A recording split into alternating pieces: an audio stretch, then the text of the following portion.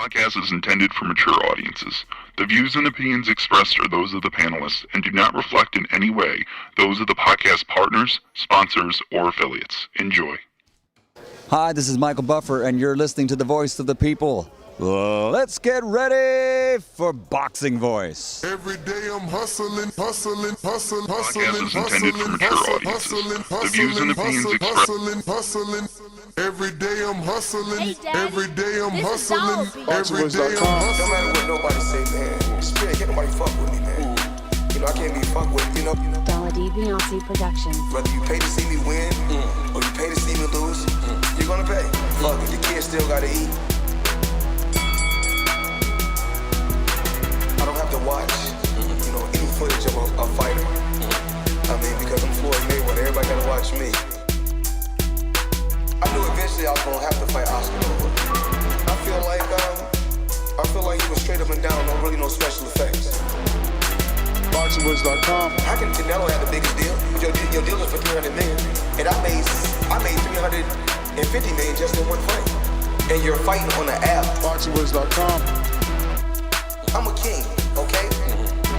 I eat a feast. Every time I eat a feast. And when I get up from the table, I don't give a fuck who get the leftovers.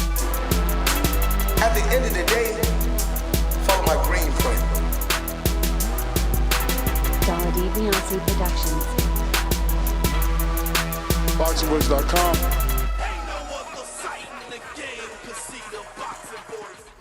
Good morning, TBV. Welcome back, ladies and gentlemen, to another episode with me, the Boxing Voice. Hashtag TBV Podcast. What's going on? It's your boy Nesta Gibbs, Solo Dolo, Scarface, No Manolo, co-host on vacation. Extra whack. Big fight this weekend. Beautiful performance. A lot of misconceptions. A lot of hatred going on out there. It's crazy. It's really crazy, boxing, you know.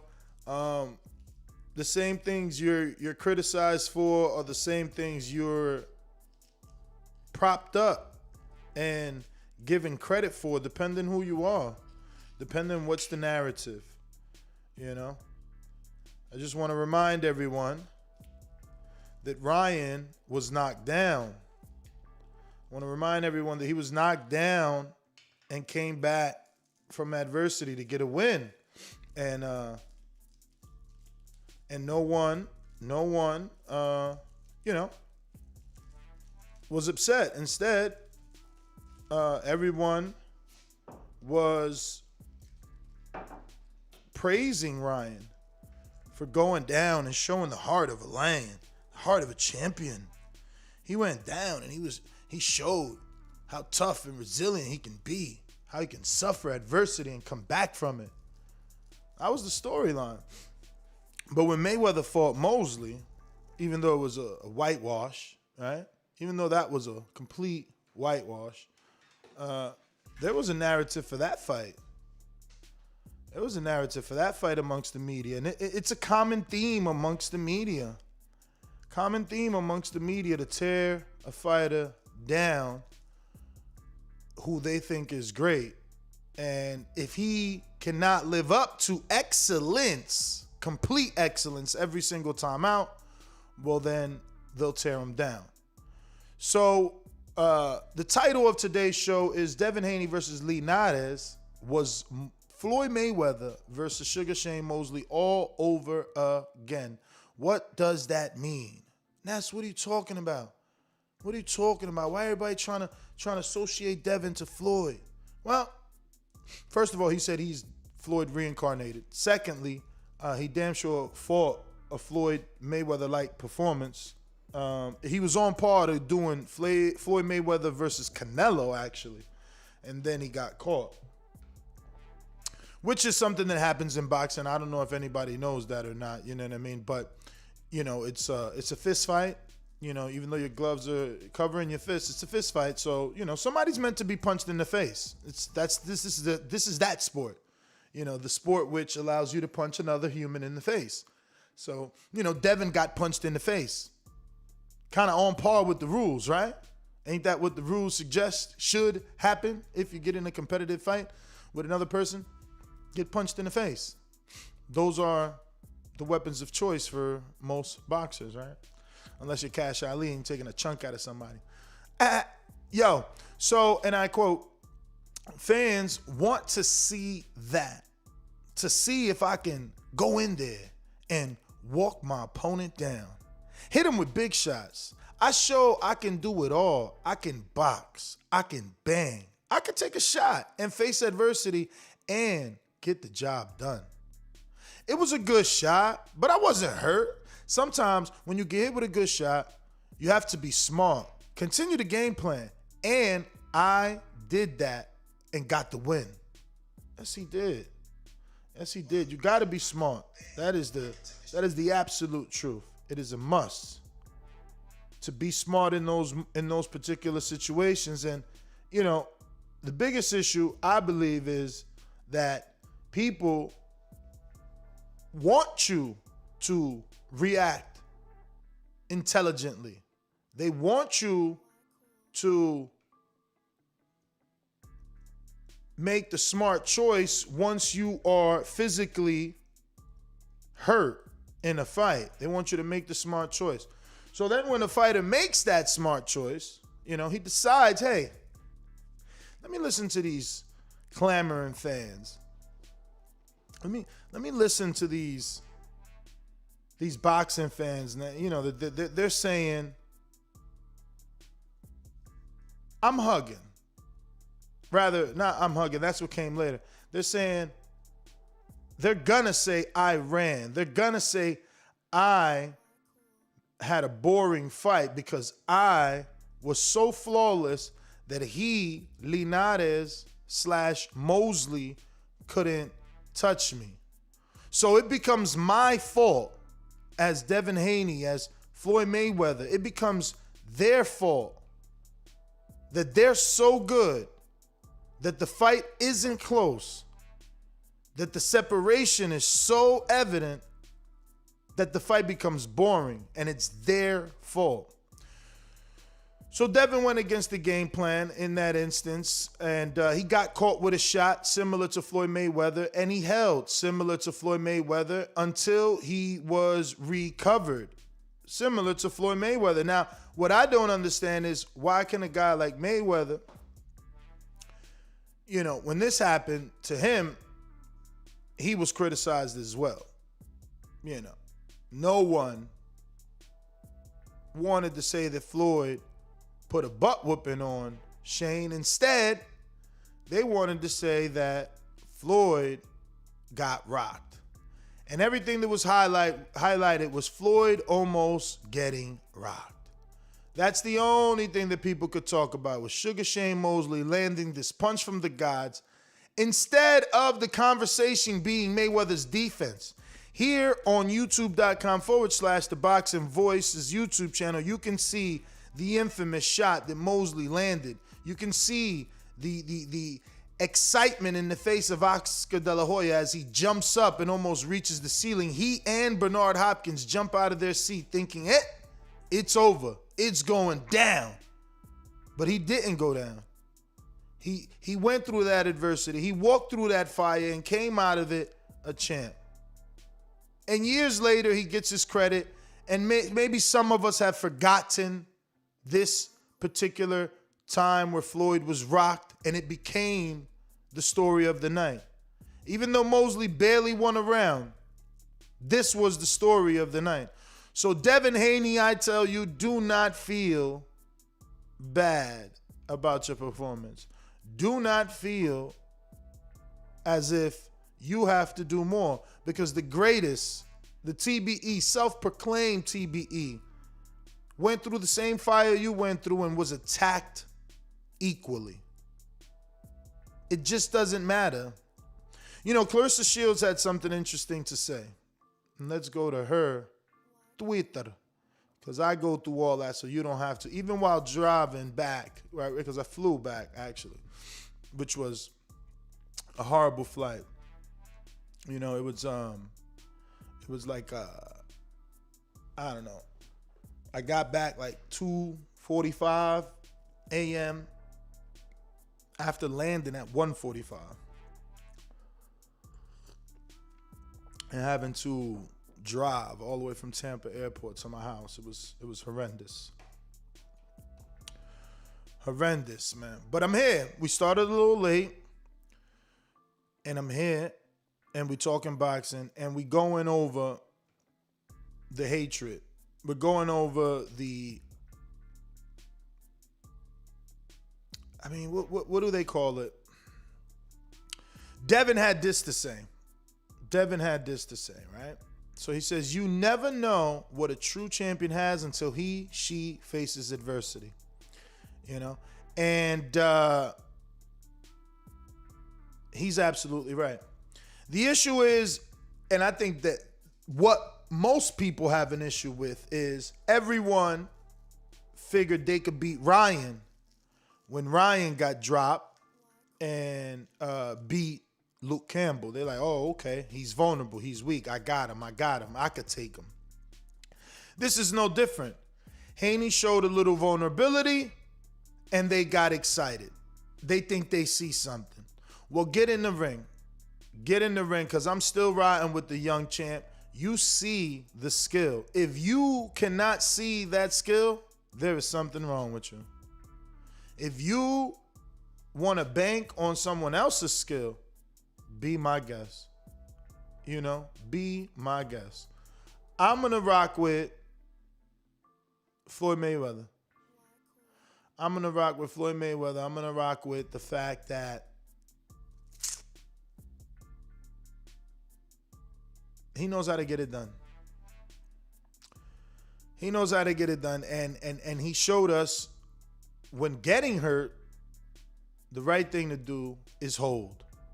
So now holding this morning, this fine morning, has gone from holding to hugging, you know. I'm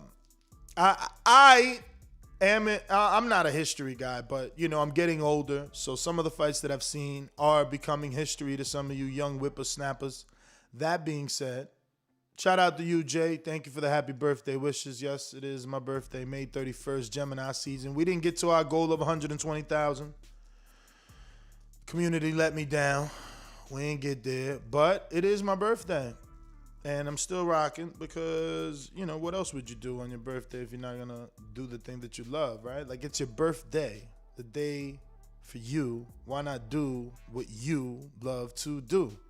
So we're going out to sarcasm that says, Ness, Devin Haney has greatly improved skill-wise and condition-wise since Gamboa fight. Outclassed a veteran. I agree. I think that it was, other than that punch, in the 10th round, by the way, so I don't know why people scored the 9th for Linares. Some judges had it for Linares in the 9th round, and I'm just like, whoa, okay. I'm trying to take that in and understand how we got here, how they gave that 9th round. But nonetheless, they did give Linares that 12th round, most judges anyway. Let me see if I can't screen share this for you guys. Yeah, man, but good morning. Don't forget to hit that thumbs up button. Do not forget to click that like button. It helps with the visibility of the show. It's going to help us grow around here and, you know, help us get to that next level. So here's the scorecard. And you can see, as it says, official Nevada scorecard. And Linares is on the right-hand side, so we'll just scroll up so that you can see white, blue, pink. And Steve Weisfeld, what is that? Patricia Jarman and Dave Moretti. So the two veteran judges, Moretti and Weisfeld, gave the last 4 rounds to Linares. One gave round 9, 10, 11, and 12. The other also 9, 10, 11, and 12 And Patricia only gave 9, not 10, which I believe was the round that Linares clobbered him with. Now, here's the funny thing, and that's what I said. I said, bro, my man bodied Linares for the whole 9th round. The whole 9th round. The bell rings, bang! He gets hit at the bell, and he wins the round because he got one shot that hurt that hurt me, that made my legs lock up. Like, one shot took away the whole 2 minutes and 50 seconds of work that I put in. Clean work, untouched work, perfection, excellence. One shot wiped that away. Okay, I didn't know. I didn't know that's how we scored, you know. But okay. That's not a problem with me. I think that 11 and 12, I can see the argument for giving Jorge Linares 11 and 12 as Haney was holding a little bit. But I don't think that he was holding for the entire round. Like, you know, he would throw some shots and then clinch, trying to get his feet under him, trying to get those cobwebs out of the attic, you know, stopping him from full concentration. But the skill set is there. Now, Haney did some things wrong, and that's okay. He fell for the influence of us, and I'll say us. I'll put myself in that category. We forced him to try and get a knockout. We forced him into that position. You know, we told him that a win wouldn't be enough. So in the 6th round, he went out to try to get more than a win.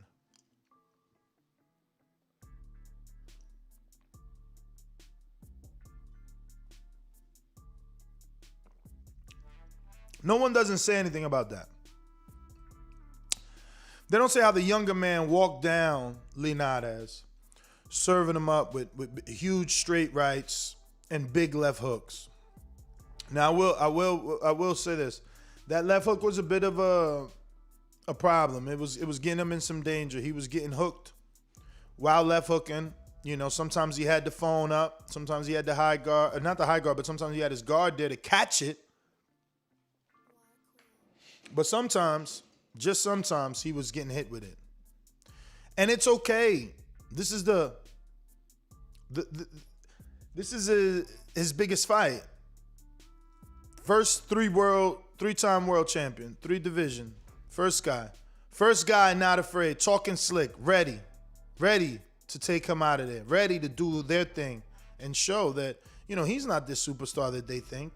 You know, they had their own reasons for taking the fight. Everybody does. But it doesn't take away from the fact that Linares maybe had a Mosley moment. Maybe had a Mosley moment, man. Maybe had a Mosley moment because I think Mosley had more success. Mosley physically and visibly hurt Mayweather.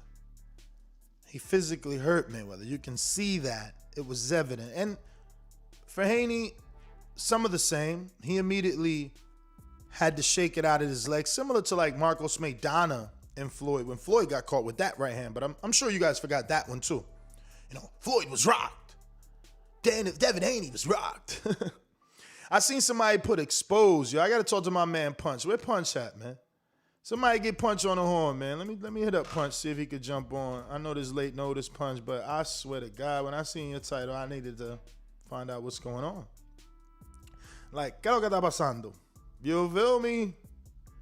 What is really going on? How was Haney exposed for a fraud? That's what they said. Oh, shit, y'all got to see me send that DM to him? All right. But how was Haney exposed as a fraud? I seen some of these titles, and I'm just like, wow, why are we so cruel to boxers? Like, why are we so mean? When you guys getting in the ring, man? When y'all signing up the Border Wars, man? I think it was Tio, man. The young guy, Tio, said Haney was exposed for a fraud. Said, damn, you a fraud if you don't go down? This is the same thing they said to Keith. When Keith took that body shot, they called him weak for taking it. They respecting the dudes that getting shot more than dudes that's doing the shooting these days, man. That's what I'm saying. It's like you respect the dude that threw the punch, not the dude that took the punch. You respect the dude that threw the punch, not the dude that was able to walk through that fire, not get knocked down. Take your best shot and smile. Y'all tripping, man. We got Show Kid, man. Salute to all the fallen soldiers and anyone who has served. Was a great fight. He looked great for 9 rounds, relaxed for the second, and got caught. He did the right thing. Show Kid is a holding expert. And Show Kid is right. He held for 2 rounds in his last fight.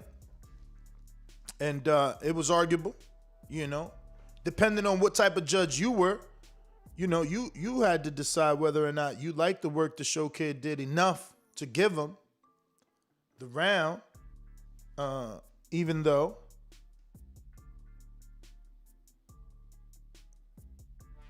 he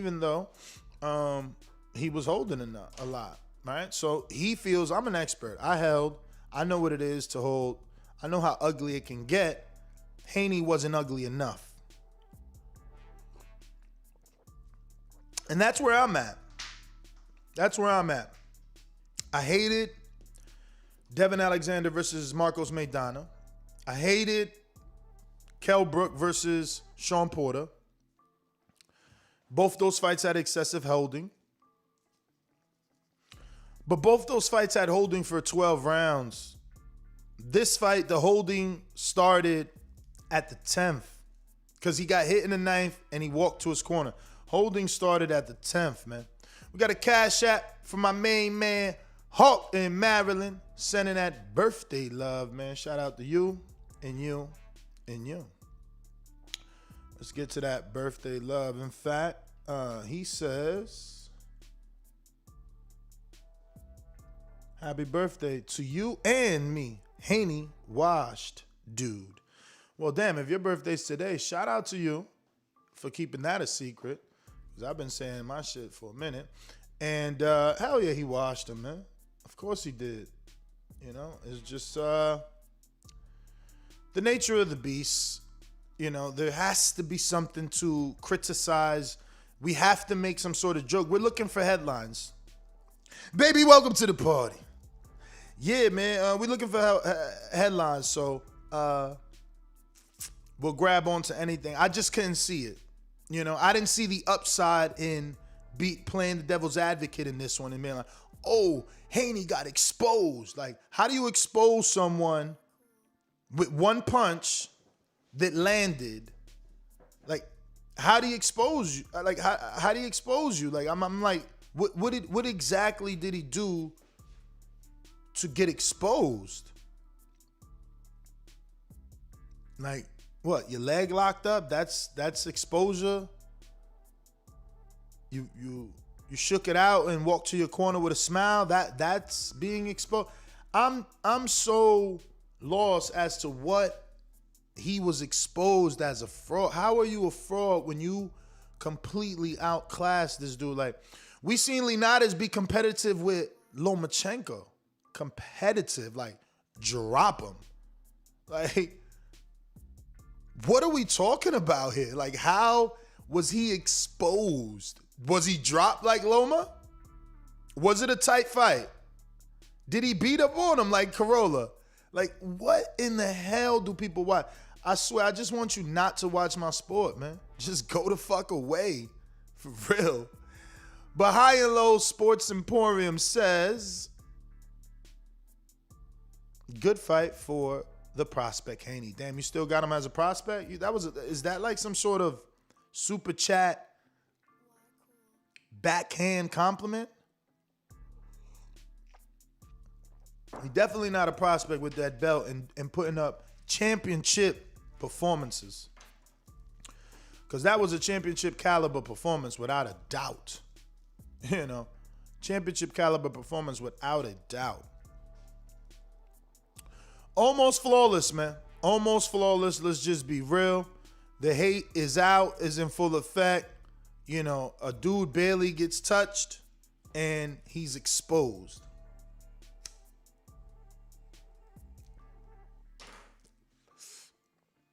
He's exposed. That's crazy. John with the super chat says Haney needed better combinations. Artisan fighter is not power puncher combinations. What?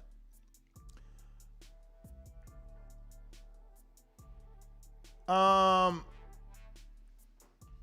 don't know. I think he was throwing combination. I think he just got complacent with the same combination. You don't think it was the 1-2-3? He was trying so much to put so much power into that left hook off the 1-2-3, and he was using it to the body, right? So he was throwing the right hand to the body, coming up with the left hook, and then my man got hip to it, and he started hooking with him. And that's what happens in a high-level fight. When you ain't fighting a bum, they adjust. So Linares adjusted, and he started meeting Haney with the hook. So Haney had to start adjusting and keep his hand up. But we got high and low back with another one. He says, now Haney is a full contender. Oh, yeah, so he's really disrespecting. He gonna call him a full contender with that green belt. All right. I see the hatred pouring in early in the morning. Yes, sir. Yes, sir. Shout out to everybody, man. I see you. Everybody messaging me on, you know, direct messages and stuff or in the chat saying happy birthday. I appreciate it. Just tell a friend, man. It's absolutely free. You know, I'm not asking you to super chat, but you can. You know, you want to get me smoked out for my birthday. You want to buy me a coffee. That's cool. But I'm not asking you to. I'm asking you to just tell a friend to tell another friend that we're talking boxing here. Every day, 9 a.m. unless I'm late. And, yeah, we just want to grow the channel. We just want to grow the channel. We just want to have different callers and characters listening to the show, calling into the show, and giving their opinions on the show. Like Ignorant Boxing, who says every channel has an agenda, and Tiafimo is the preferred fighter at Punch Drunk. He is. But do you have to write those titles? Did Tio say that? Because I'm gonna be honest, Punch. Like I seen the title, I'm like, I'm not watching because he wasn't exposed. He isn't a fraud. So I was taken back from the title. You know, how could you be a fraud with a performance like that? Let's be real, man. We all got children. Who doesn't want their son? You know, if given the opportunity, would you want your son to fight like Devin Haney? Yes. Yes. I prefer that.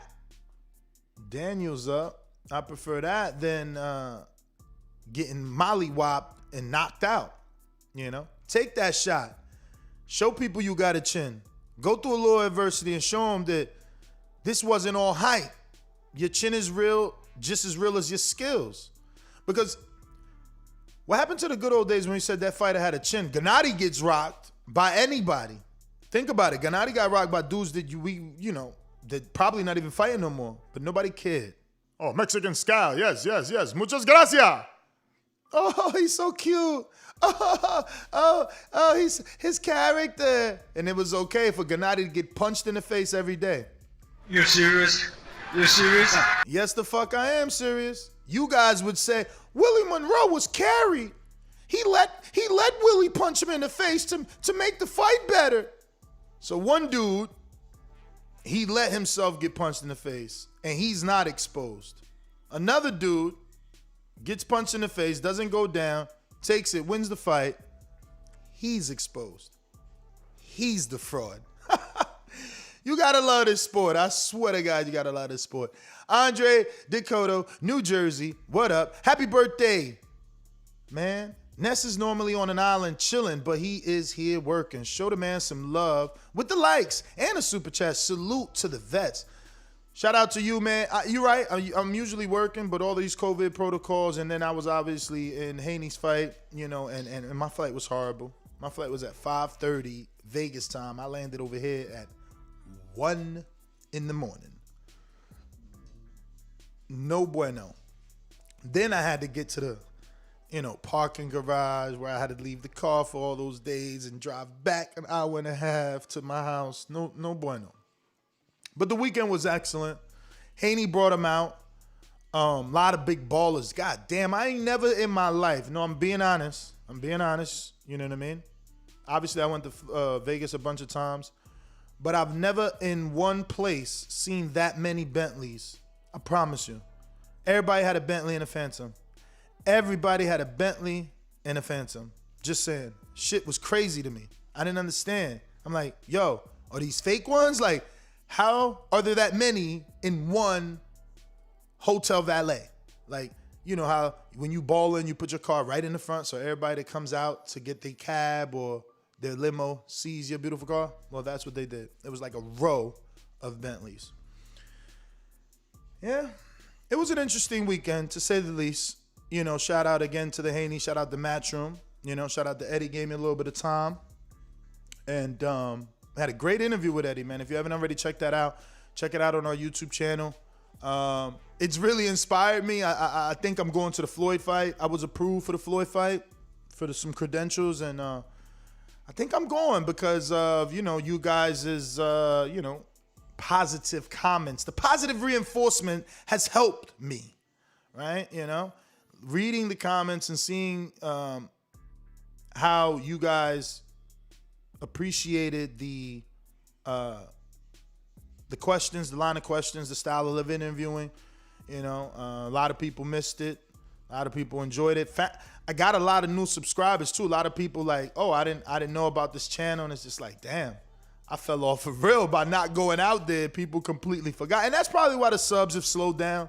We were getting subs at a higher level when I was on the road, but it's just such a draining task for the family. Like, look, I was gone from Thursday to Sunday, and we were just gone, and then I'm gonna be gone again. Wisconsin's coming up, but it has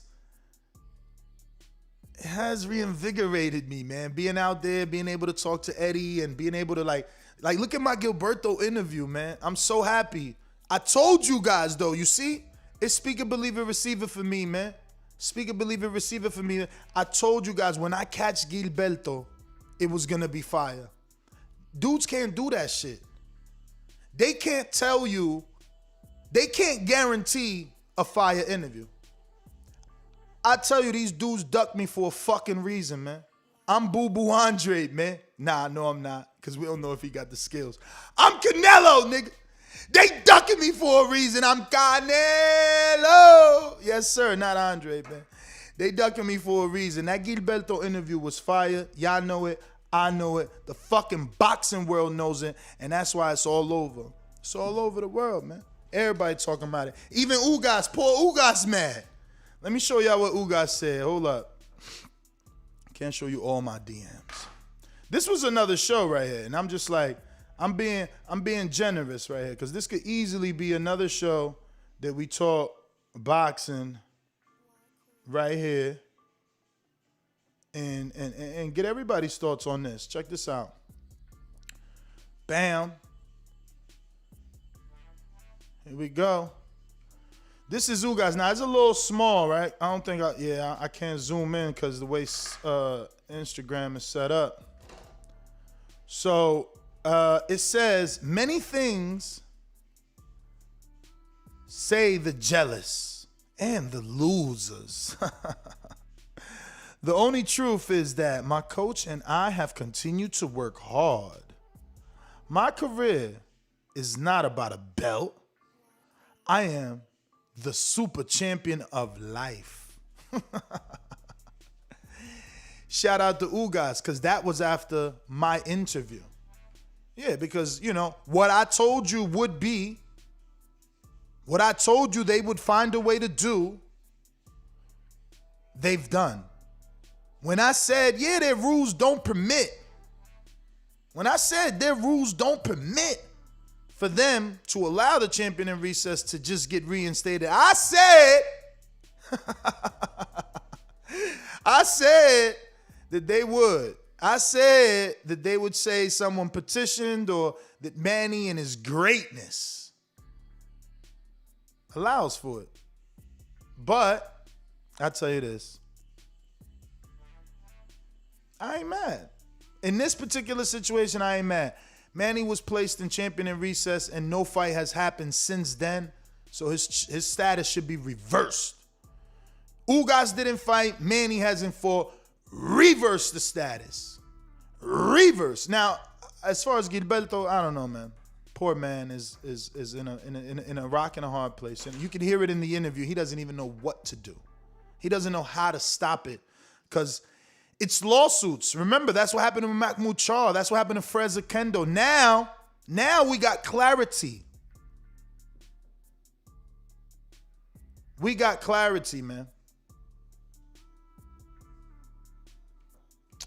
We got clarity now.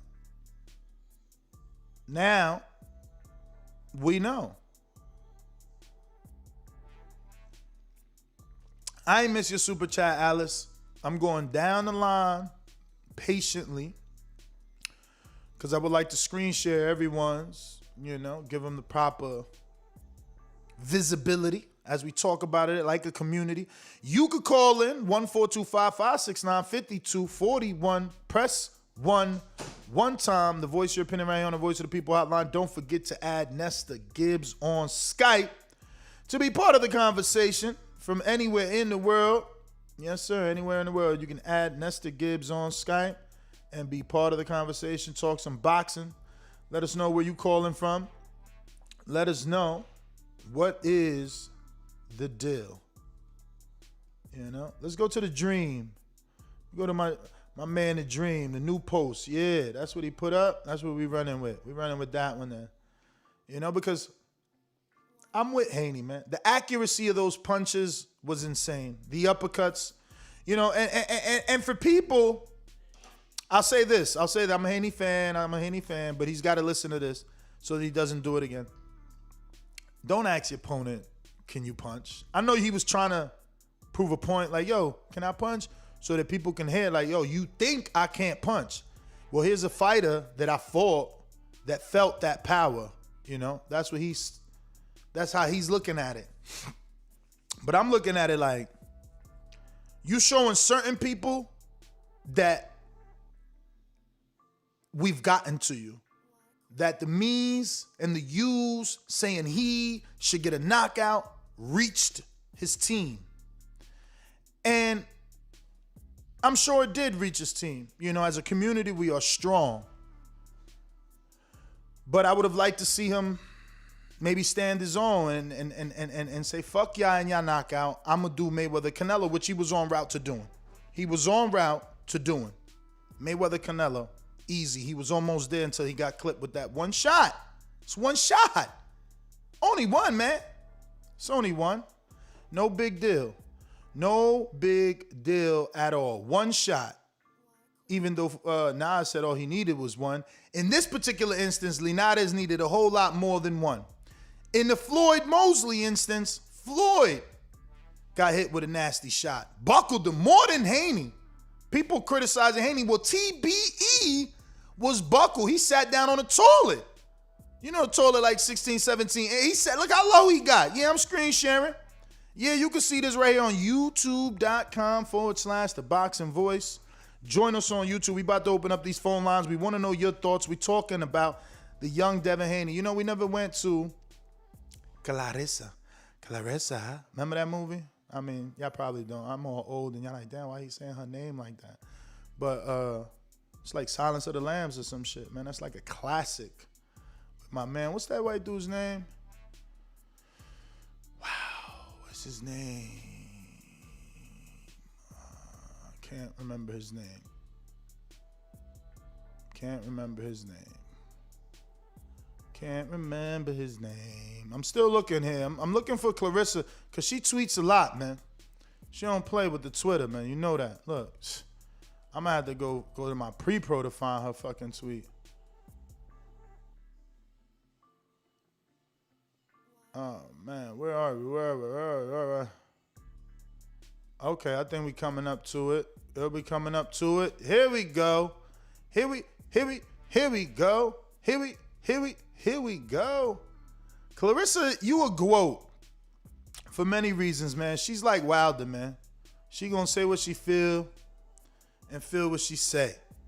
And this is her verified Twitter. And she says, laugh out loud. When Ryan was dropped by Luke Campbell, everybody, including myself, roared at his resilience.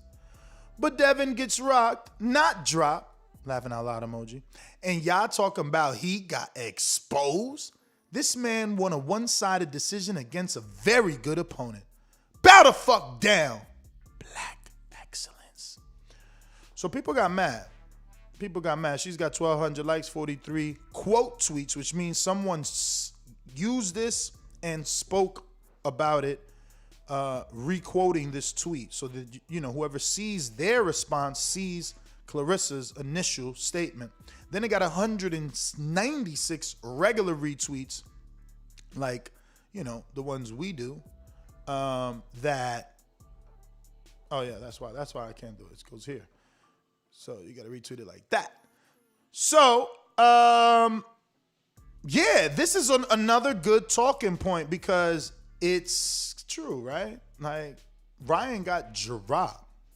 And this is what I'm saying. See, people, I don't know, I guess depending on the argument, I might break your fighter down and I guess I could be considered a dick. But 99% of the times, I think I'm bigging up all fighters. And when Ryan got dropped, I was one of the first campaigning like, yo, what a champion. Got up off the ground. I was just arguing with Gabriel Flores Sr. and Lil G, who signed a Top Rank, about that. About like, yo, like, how y'all not respecting Ryan? And I'm not saying they weren't. I'm just saying, like, we having a conversation. It was a bunch of boxing fans, and we like, you know, Ryan, his name gets mentioned after the Haney fight, post-fight at the bar, and it's like, Ryan. And I'm like, bro. So we give credit to Ryan yesterday. Now, today, he gets no credit. So I don't know. Or he got credit the day of the fight, and now today, in the same situation, Haney gets no credit. So it's funny, man. It's funny. The word exposed is a bit of a reach for me, but we got Alice York who says, so what if Devin got hit? It's a fight. Oh, okay. She says, so what if Devin got hit? It's a fight. I mean, you know, that's what he said post-fight. You know, he said that. All right. I never even finished reading his quote. He said the same exact thing. He said it was a good shot, but I wasn't hurt. Sometimes when you get hit by a good shot, you have to be smart, continue the game plan. And I did that and got the win. I knew he was going to come here and give it everything. It was a huge opportunity for him. He would be willing to be knocked out to go for the win. Take my biggest shots to get this title. I just kept smart, used the jab, feinted, and landed shots. Even in the 12th, you're going to get hit with big shots in boxing. I didn't get dropped. I didn't get hurt. You see fighters get dropped and get up from big shots, and people praise them. I didn't get dropped. I stayed on my feet, kept throwing shots, and closed it out. I want to fight the best. I stayed focused on Jorge this week. I knew he was a tough competitor, and I got the job done with the game plan. If Teofimo Lopez wants to do it next, let's do it for all the belts. The real undisputed. Shots fired. Yes, because there is a huge debate as to whether or not Tio's undisputed. And I think Tio needs to just know that if they're disputing whether or not you're undisputed, well, then clearly you're not motherfucking undisputed. Like, the word means not to be disputed. They're disputing whether or not you're the champion. There's a dispute whether or not you're a champion amongst another champion in the same division. That is the dispute. So Teofimo fans and Teofimo himself need to like understand the Webster's English dictionary and the definition for the word undisputed. Like, just get that shit correct. Stop being out here in interviews looking crazy. Like, how could you be undisputed when people are disputing it? How could you be undisputed when it's not even on BoxRec? They don't even have it listed as the WBC champ. Like we're tripping right now. Make the fight. Be great like my man Josh. You know, when we talk about lists of undisputeds, no one's gonna stick around to tell everybody, yo, Loma fought this dude for a vacant, and then he ain't want to do his mandatory, then he went to Mexico. Nobody got time for that shit. Go fight that boy if you want to be undisputed, man. We got Austin with a super chat that says, hey, what did Showkid 2005 and Mario say about putting their 500 deposit for a purse? Well, they never put the 500. Mario went MIA when I asked for collateral, so I guess Showkid got his answer. And Showkid, I mean, he's probably not willing to put any more money until he, you know, has like a confirmed Marioski, you know, a confirmed Mario. You just never know. So we got Coach Rivera that says Haney showed skills, and I believe Loma was hurt. I believe Linares sleep Tio like Rayo in round 1, and the second time in the third, and that was full sparring gear. So he's saying that Linares knocks out Tio like the up-and-coming prospect that is signed to Jose Benavidez Sr. He's trained by him. His name is Rayo. And there is a big internet rumor with Rayo being the one spreading it, saying, him and his coach saying that they knocked Tio out in sparring. I don't know how long ago. I don't know when this sparring was, what year, how old they were. And I guess that's the only way that it becomes even more interesting to me is if it was recent. But if it's some old shit when Tio's 17, who gives a fuck? Really? You got that. You did that. Shout out to you. But homie got like 4 belts right now. Like, why are we talking? Why are we talking? Shiloh, I don't have wrenches, man, because you know, people get a wrench and they think they like fucking Men in Black. They want to mute everybody because they said something about their favorite fighter. So now everybody just gets to seize everybody's hatred. We got a pool of hatred in the chat. Just let it be there. Let it sit and fester. We got 904 Geo that says, you missed my super chat. I mean, I thought I got to that. Okay, Geo, let's see where that's at. Taking it all the way to the top, Geo. Let's see. Where is Geo's super chat?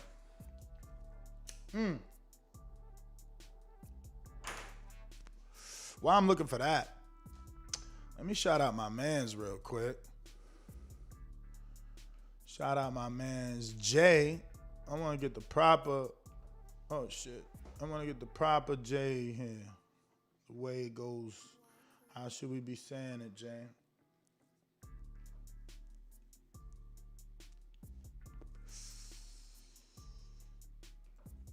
So Jay changed his name. It's now Jugs. He must have knew I was going to spread some love. And he like, fuck it. I don't want y'all knowing. My name's Jay. But Jay was, oh my God. Sorry, hold on a minute. Don't you hate that? I know I do. But anyway, Jay's a listener of the show. He's actually in the Air Force. Shout out to all our vets. Shout out to all the people that serve this country to help make it a better place for us. He met up with me and Francis over the weekend, and stand-up dude, doesn't even smoke, bro. My man don't even smoke, and brought us some Mountain Kush. I mean, whoa. Info. I said, whoa. Stone Bone, I know you got a dispensary. You need to get that. I've never, ever had something that delicious. It was insane. I'm telling you, that thing was rocking. I immediately start chasing the genetics down, trying to figure out how did this beauty come to be. So shout out to Jay for that mountain kush. That shit was something I ain't never, ever had. Wow. But yo, so many people, man. We met up with so many people. Shout out to Mac and Cheese. Yo, Mac laid a half on us. Like, 2 different quarters. Like, You know what I'm saying? Go to town, get right. I said, okay. That's what I'm talking about, champ. You know what I'm saying? Shower me with the flower power. You feel me? It was beautiful. Now I'm gonna have to go to my main page because I don't see what Gio's talking about. We missed this super chat. I'm gonna have to go to the main page, see where it was at. Cause I came right back to sarcastic sarcasm with the first one, so we'll see. But yeah, man, Vegas was alright, man. Haney brought him out. 904 Geo says Devin got caught hanging in the pocket, trying to prove a point, trying to be exciting. Could have boxed his head off and stayed away the whole. I know. That's what I said.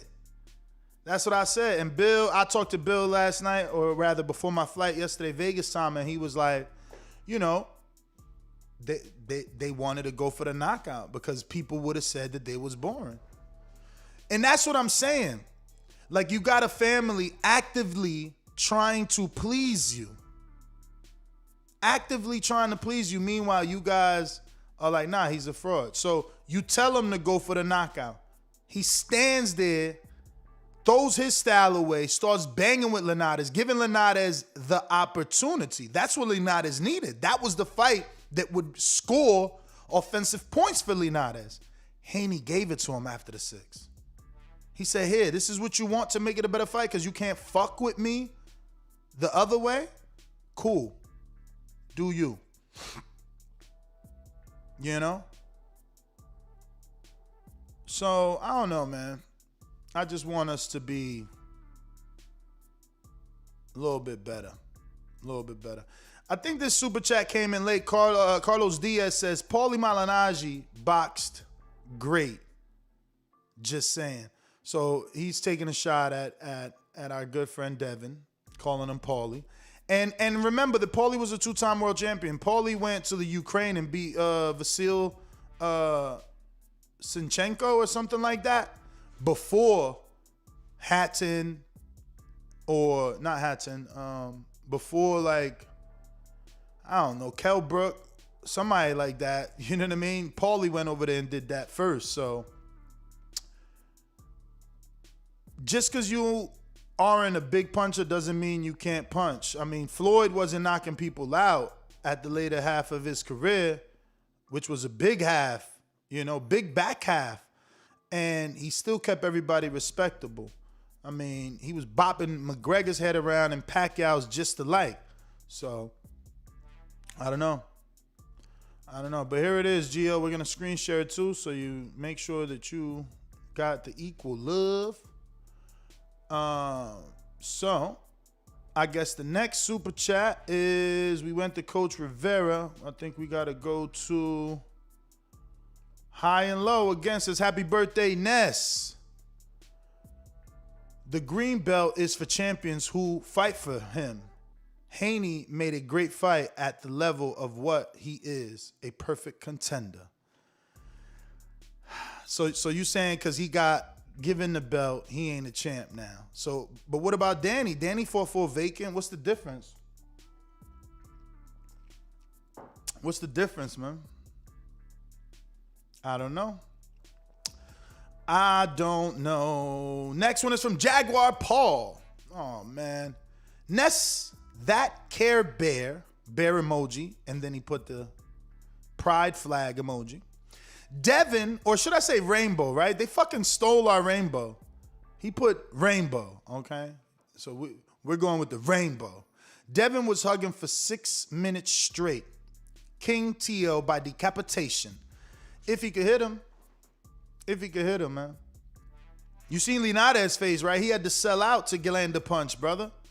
Remember that he landed 1 and Haney landed 3. Remember, Haney threw 3. He had to stay in the pocket to land his. We got Savant with the $10 super chat. He says, happy born day, Ness. Appreciate all the hard work you've been putting in, man. Thank you, man. I do plan on turning it up. Like I said, gotten reinvigorated.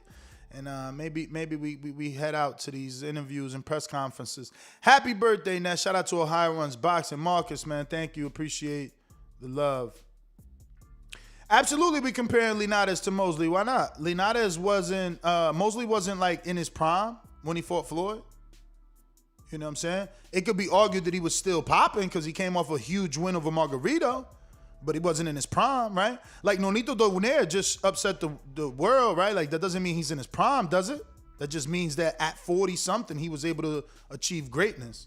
You know, prime is two different things. So let's stop. Let's stop. You know. What's next? The number to call in 1-425-569-5241. Press 1 time. Voice your opinion. Right here on the Voice of the People hotline. We're going to mix in some callers in between super chats. If I haven't gotten to your super chat, don't get desperate. I just want to be able to screen share it and get it in the timeline that it came in. Remember to rate us 5 stars on iTunes. Subscribe to youtube.com/theboxingvoice for the latest and greatest interviews with your favorite fighters. AMG, Oklahoma, what up? Yo, what's up, Ness? Happy birthday, man. Oh, thank you, brother. How are you? Good. Yeah, so I liked his performance overall, and I really wasn't tripping that he got clipped. I mean, that could happen to anybody. My concern mainly still lies on Haney's power. He landed a lot of really, really clean shots, so kudos on that. But to never see Linares get wobbled or anything, I know he got touched up, his face was all fucked up, but he never really got rocked. I mean, what's wobbled though? Like he should have been rocked. But what's wobbled though, right? What's that? I mean, what's your definition of wobble is what I'm asking because there was a lot of times when my definition would be Haney. Let me just give the way Haney looked going into the corner. Yeah. Okay. Well, for me, that's not wobble. For me, that's being rocked, right? So you got cobwebs like Floyd. He shook his leg out like, oh shit, my leg locked up. That's being rocked to me. Wobbled to me is when you're knocked off balance. When the shot got you off your boxing stance and you fell to the side. And Linares did that all night. He would get hit with the right hand and the punch was so hard, it would force him in that direction. Watch that fight again, or at least those punches. Let me see if I can find one on the Zone's IG. He would rock Linares, brother, and that dude would go in another direction. I don't know, how doesn't he have power? If he I guess I never thought Linares was about to go down. I guess that's what I thought. No, you're absolutely right. I agree. I agree with that. There was never a moment in the fight that showed Linares can go down, but definitely, to me, I seen parts in the fight where he was knocked off balance, where he was, not even in the direction, facing the direction of Devin anymore after being hit. But I get it. Yeah. Well, all right, AMG. Thanks for calling in. I'm trying to see if we could get a clip. See if we could get a clip of this. No, it looks like we're going the wrong way. They ain't shit, so they only showed the Linares one. They only got the Linares, and that shit almost got 1 million views on Instagram when Linares rocked Haney. Bill, that's something to talk about right there. Fuck is wrong with them? So my man don't got one fucking highlight? Oh, y'all disrespecting the kid. All right, we'll find our own shit. Little dirtbags. How they ain't put one highlight for Haney? They fucking tripping, man.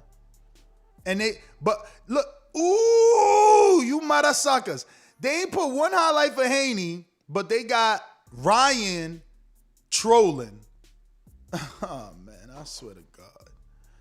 I swear for God. Haney ain't even got a fucking highlight for Haney. I'm telling you, this is some bullshit. Let me see if Matchroom got something, because that was the Zone and Haney's Instagram. Let's see. Fucking hell. Not even Matchroom. These fucking guys, bro. This is disappointing. It really is. I mean, I think that is part of promotion, man. That is part of the promotion. Showing people that missed what they missed, what the fuck they missed.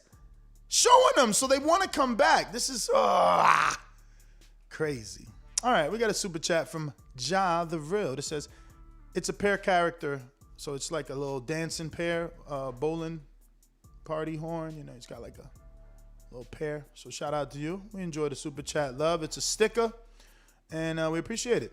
Skip Say Less is his name. Do you think Devin's lack of power makes fights with skilled punchers like Tio and Tank and Ryan dangerous? Yes. You know, it's funny. I'm glad you said that, because since the world is flip-flopped on Devin, I love it. I love it because it's a beautiful, like, Devin could take this lane and run with it. All right, I ain't got no power. Knock me out then. Sit. You turned all the pressure off of you. It's on them. I'm the one that can't punch. Walk me down and knock me out. I ain't got nothing for you to respect. Take me out. I'm the 22-year-old kid that can't punch. Take my belt. It's simple for me. It's simple. Fucking Ryan, you look, this dude, look at what this dude said. Look at what this dude said. Let me go back, because this is what I'm saying. Like, Devin is the one exposed, not Ryan. Ryan ain't exposed. Ryan is the one saying, oh, I got health, mental issues and all that, but he's posting I would have KO'd you. He slapped you. So I would have KO'd you. I would have slapped you. Meanwhile, I'm allegedly taking time off because I have mental health issues. But, you know, I'm still competitive, and that's cool. This is what you do, what you love. So they choose to post this. They choose to put Ryan saying he would have slept him. But you the same motherfucker that didn't want to fight. You the same dude that when you won and Devin stepped in the ring, you said he last. You named 4 fighters before Devin. And then when you beat Campbell and you was given the mandatory, you pulled a bunch of bullshit. So how the fuck you would have slept him? But we respecting you. Everybody's respecting you. DAZN posted you. And I'm telling you, the game is all fucked up. I swear to God. It's crazy out here, man. But I still ain't get to that final point. Cool. Let them be vulnerable. Let them be vulnerable. You know who's vulnerable and makes a shitload of money and always in a big fight? Go ahead. I'm going to give you a few seconds to answer while I find my Jeopardy beat to make this even better. Who's always known to be vulnerable, but stay in the big fight? My boy stay in the big fight. As vulnerable as he is, he in a big fight. I do my best, but my best wasn't good enough. Yeah, and I just threw you off with that. And we ain't talking about Pacquiao. He ain't vulnerable. But you know who's vulnerable. Amir motherfucking Khan. But his chin get him in a big fight. So that's the thing. Vulnerable only means exciting. That's why people don't never mind Khan being in a fight, because they know he one punch from getting dropped. So now if that's what you think about Haney, you see the haters in the chats. They already like, Tio sleeps him, Tio sleeps him. They paying to watch Haney lose. We almost there, champ. We almost there. We almost there, man. Everybody ain't gotta love you, but they gonna pay to watch you. They gonna pay to watch you. They ain't gotta love you, but they gonna pay to watch you. And if they hate you, they gonna pay to watch you lose. And you gonna keep making them mad because you ain't gonna lose. We got a super chat from 904 Gio that says, I'm worried about if Devin has any pop. So you don't think the boy got pop, huh? I already got some pop. Ba-ba-ba! Already got some pop. All right, maybe Gio hasn't seen the audio, which I'll try and find. I'll try and find it. Oh, yes, I think this is it. That's it. Here we go. Thank you. Good job. I respect you. No, thank you for the opportunity to. Yeah, no. I'm so happy. Good job. How is it power compared to normal? No, you have power. I like your jab, but you need to use more like jab and two. That's happened too. He was only one jab. You know, sometimes I didn't. So that's enough of that. But he said it. How was the power compared to Loma? No. You have power. You have power. But you need to use more your jab. You was throwing one jab at a time. You need to do like 1, 2, and then pop. You know what I'm saying? So power I'm not worried about. Look at Linares' face and look at Haney's face. How can I not have power if your face looks like that? Why your face look like that then? Why your face look like that? I ain't got no power. Why your face look like that? I ain't got no power. Why he ain't got no power? Why his face look like this? Why Haney's face look like this? Because look, think about it, right? I'm not a boxer, so we gonna do it like street terms. If me and Mario had beef, right, and I want to fight Mario, am I gonna box Mario? Or am I physically looking at Mario saying to myself, he's 5'4", I'm 6'5", I'm just gonna run down on this dude and beat the brakes off him? That's my game plan. That's my game plan right from the door. Mario's too fucking little for me. So why they ain't doing that to Devin? Why his face don't look like he too little? Why his face don't look like he ain't got no power? I'm telling you, man. We seen this before though. Y'all just, you know, y'all want to be late to the party. Y'all want to be late to the party, man. He got, same thing Floyd had, and that's why we're using Floyd as the example. He got that respectable power. That keep you off him power. And that's what he done. And that's what he gonna keep doing. Tio gonna get hit with the same power. I'm not saying he beats Tio. I'm not saying Tio beats him. I'm saying Tio gonna get hit with them same shots. And he's also gonna have to think. He ain't just gonna go out there and jump in that fire. Them shots coming. Man, yo. Oh, man. Whatever. Ness, what's essential to making a good paella? Oh, shit, man. You definitely need mussels, shrimp, lobster. I mean, if you ain't got lobster in your paella, you probably fell off. You know? You definitely need mussels, shrimp, lobster. What else could you put up in that bitch? I don't know. I mean, you want to put some, what is it, scallions?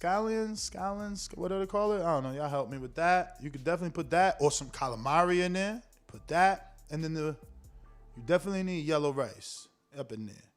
But that's it. Enough with the cooking channel shit. Coach Rivera says, according to Benavidez Sr., Rayo was an amateur and Tio was already a pro. I heard the interview when he said that and saw the sparring video. Yeah, no, we interviewed Jose Benavidez Sr., the father, and he said it here on this show too. I'm just saying it's sparring. You know what I mean? Edgar Berlanga obviously got rocked by our good friend Erickson Lubin, but who got the loss? Lubin already got a loss, so it don't matter. Sparring is...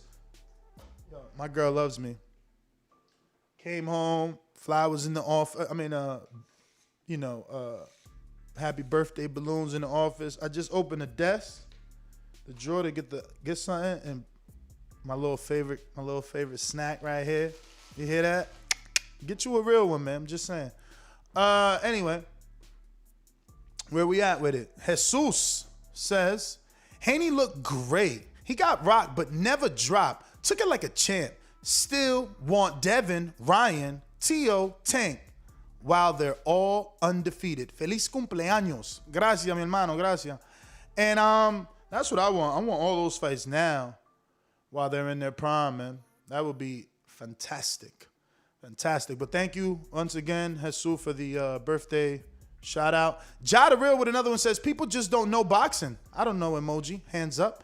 They even watch the fight, just the highlight. Yes, a lot of people just watch highlights, brother. You ain't even lying. But let's go out to people that don't watch highlights, and in fact, people that talk real boxing, really good, all the time.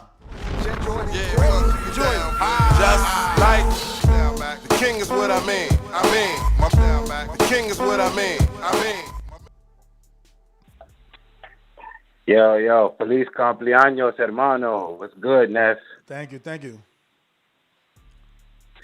Listen, I'm glad you used the Sugar Ray comparison, man, because that's what I was thinking. You know what I'm saying? Like, in terms of just, Sugar Ray Leonard used that work ethic against Marvin Hagler. You know what I'm saying? That flash, like, and that's why I kept saying all weekend, Devin Haney don't have to impress nobody by knocking out Linares. He got to impress people by staying true to what he do, as far as I'm concerned. Now, one thing I do want to talk about is I think a little bit of confusion. If you're going to have somebody like, you know what I'm saying, Ben Davison in your corner, I feel like if you wasn't going to have him there to kind of take the lead and give you a different feel, a different experience, hearing a different voice, then don't have him there, because only towards the end he was trying to, you know, add in what valuable information he might have given. So I think, if anything, you know, listen to what Linares said. Hey, man, use the jab. Maybe Davison would have told him that if Bill wasn't in there telling him to kind of use a little bit more, you know what I'm saying, unorthodox tactics, man. So get that cleared up, Dev. What was Bill what saying? Because obviously I was there, so I ain't hear the telecast. What exactly did you think you heard Bill say? I thought I heard Bill tell him something like, yo, Dev, you know what you got to do? You got to go back and do that shit that we do. Like, go back and you know what I'm saying? Like, push him back. And, like, he gave him, like, more like a, you know, like something you would tell somebody in sparring more than what you would tell him what he's seeing in his opponent across the ring. So he was kind of telling him to be rough as opposed to giving him a more tactical option. And I thought, you know, I saw Ben kind of leaning over, hedging the set, but he was respectable. But, you know what I'm saying, I observed that, and I felt like for a young fighter, you know, if you're going to give him the shot of having a new voice and bringing somebody new in, then let it rock.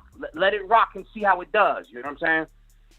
All right. I mean, thanks for calling in. Now, I will say this. I spoke to the team. Ben was in town for the Josh Taylor fight. And then, you know, they got to talking and whatever, and he was in there and kind of like, you know, talking with Devin and stuff like that. But it wasn't like an official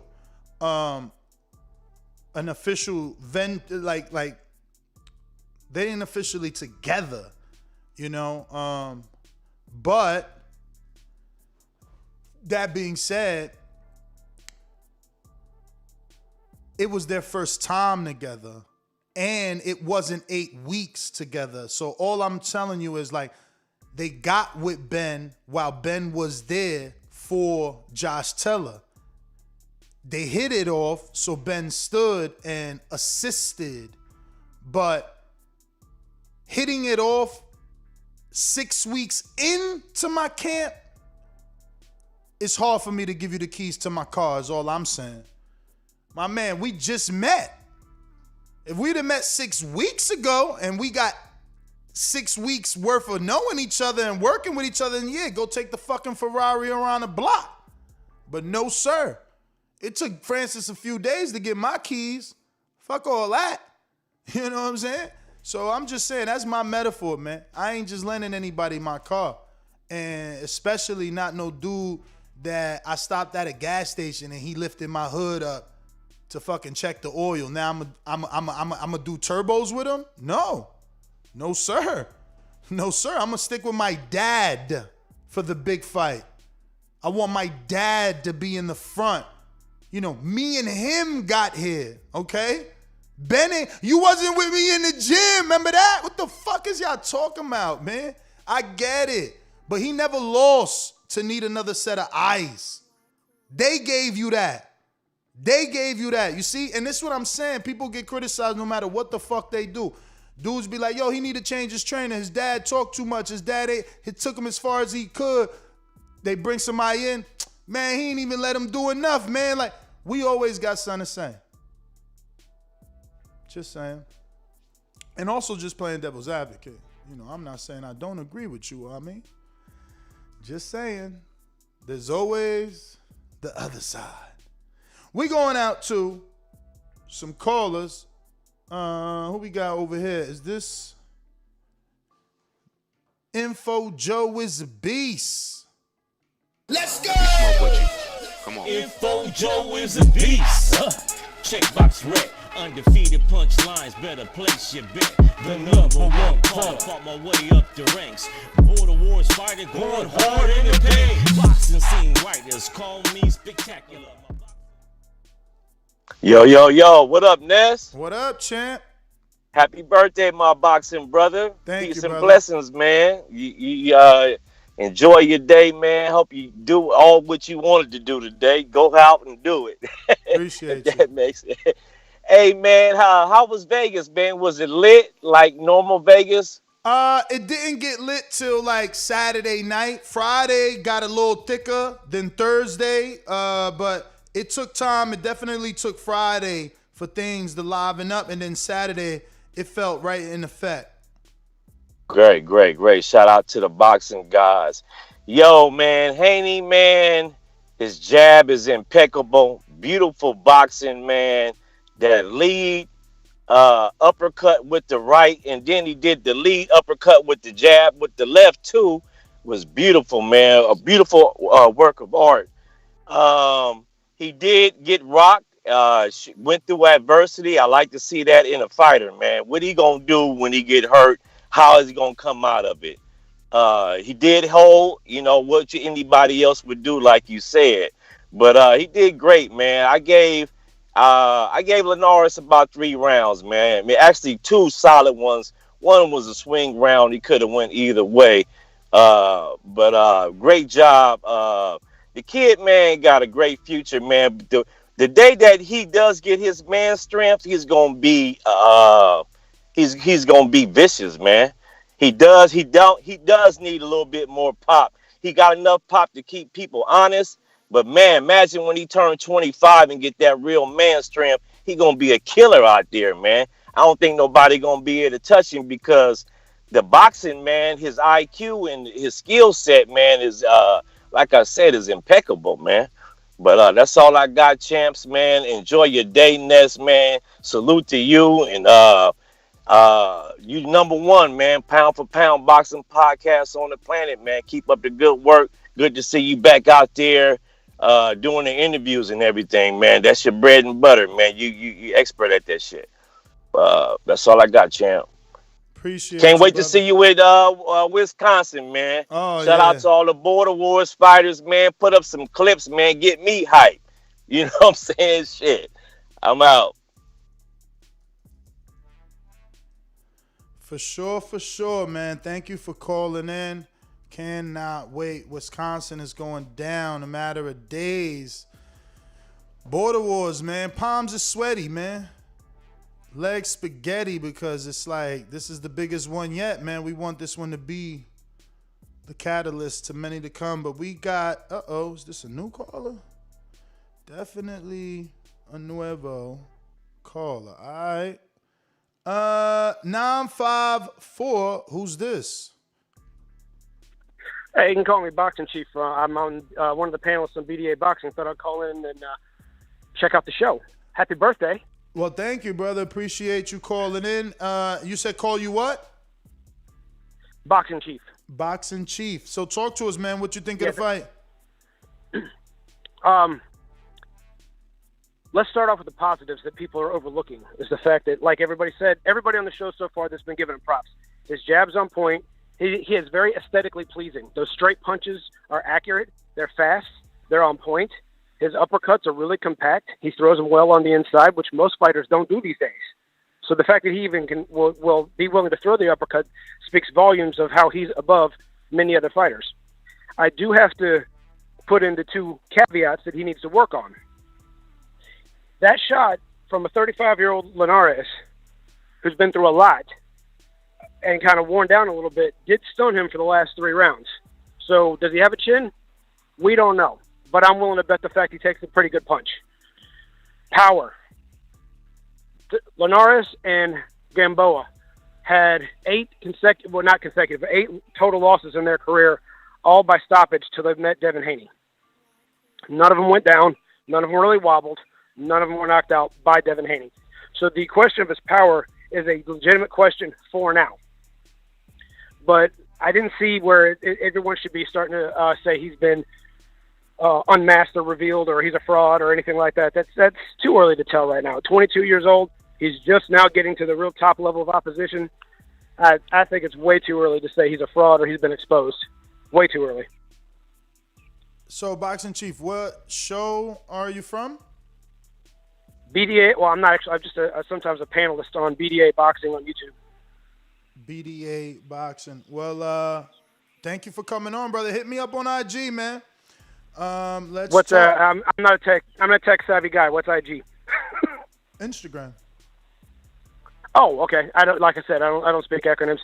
I'm retired military and I never learned acronyms. But anyway. Nah, no problem. Yeah, IG. I'll look you up. I just got Instagram not too long ago, so I'll look you up. Yeah, mine's a simple Ness GTO. Thank you for joining. Great call.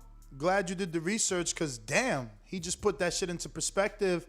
You know, like, you see, and those are the stats that we need to hear. He said Linares and Gamboa. Wow, I almost feel like Googling that. He said Linares and Gamboa fought 8 or 9 times each until they met Devin Haney, and then never went down or got stopped. And that's the thing with the Gamboa, man. That's why I didn't want that fight. You know, I told him take it if that's the only thing there, but that's why I didn't want that fight, because Gamboa go down. Man, Gamboa was getting put down by wind. So, you know, that's really the fight that I think that put that stigma there, that he has no power. But damn, his stats about not being able to drop Gamboa, who's a dude that got stopped. You know, he's only been stopped, right? I mean, does he win by decision? Does he lose by decision? I don't even know. But he said basically, I got to Google this. He says basically that when he met Haney is when he got that one. Yup, damn. 4 losses, 3 by KO. That one is to Haney. Mother fraba. And let's see now. Linares. Obviously, Linares is the same thing. All losses are by KO except for the one for Haney. Look, man. I feel like I'm the cause of that shit. You know what I mean? Like, I obviously was saying he needed to get the knockout, but it's because I knew this was fucking going to happen. I knew people would say this. This is why, especially with a guy like that, like, this is why I wanted that knockout for my mans in them, man. Gado, what up?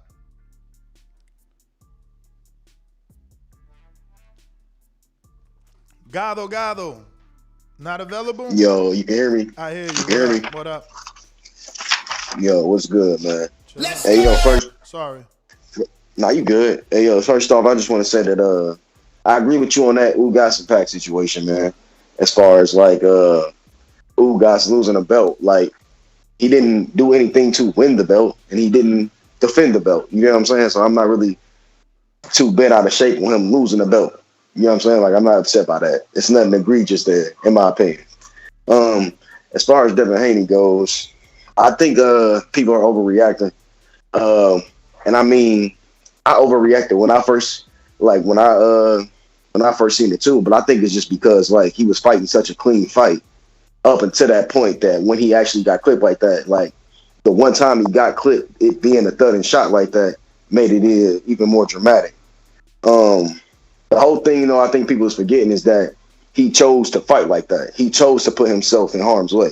You know what I'm saying? So if they saying that he don't have enough power and people are just going to walk him down, I don't think he has like a lack of, his power is so deficient that people are going to be able to just walk him down and like bypass all the skills that he has. Like, who's the fighter that's going to supplant all his skills just by walking him down and not eat a jab or one of them uppercuts on the way in?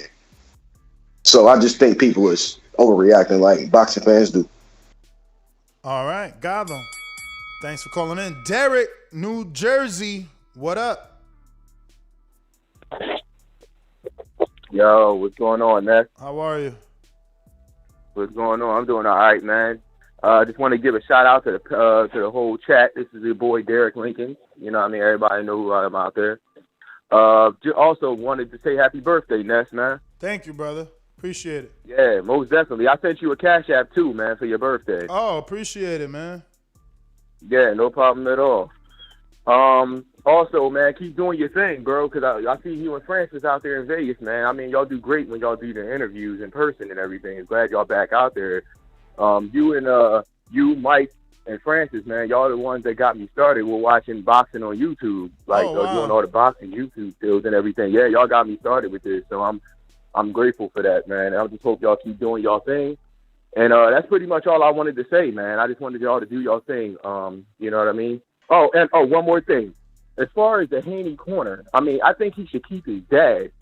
But as far as like whoever the assistant is, they need to get rid of them because I mean, when Haney got rocked and he came in the corner, they ain't had no water ready, they ain't had nothing ready for Bull so he can get his legs back under him. If they was able to douse him in some water, at least he would have been able to get his legs back under him a lot faster than it would have took the first round and a half to 2 rounds to recover. And that's pretty much all I got, man. Y'all keep doing y'all thing, man. Rock out, salute to everybody. Appreciate you, man. Appreciate you. Thank you so much.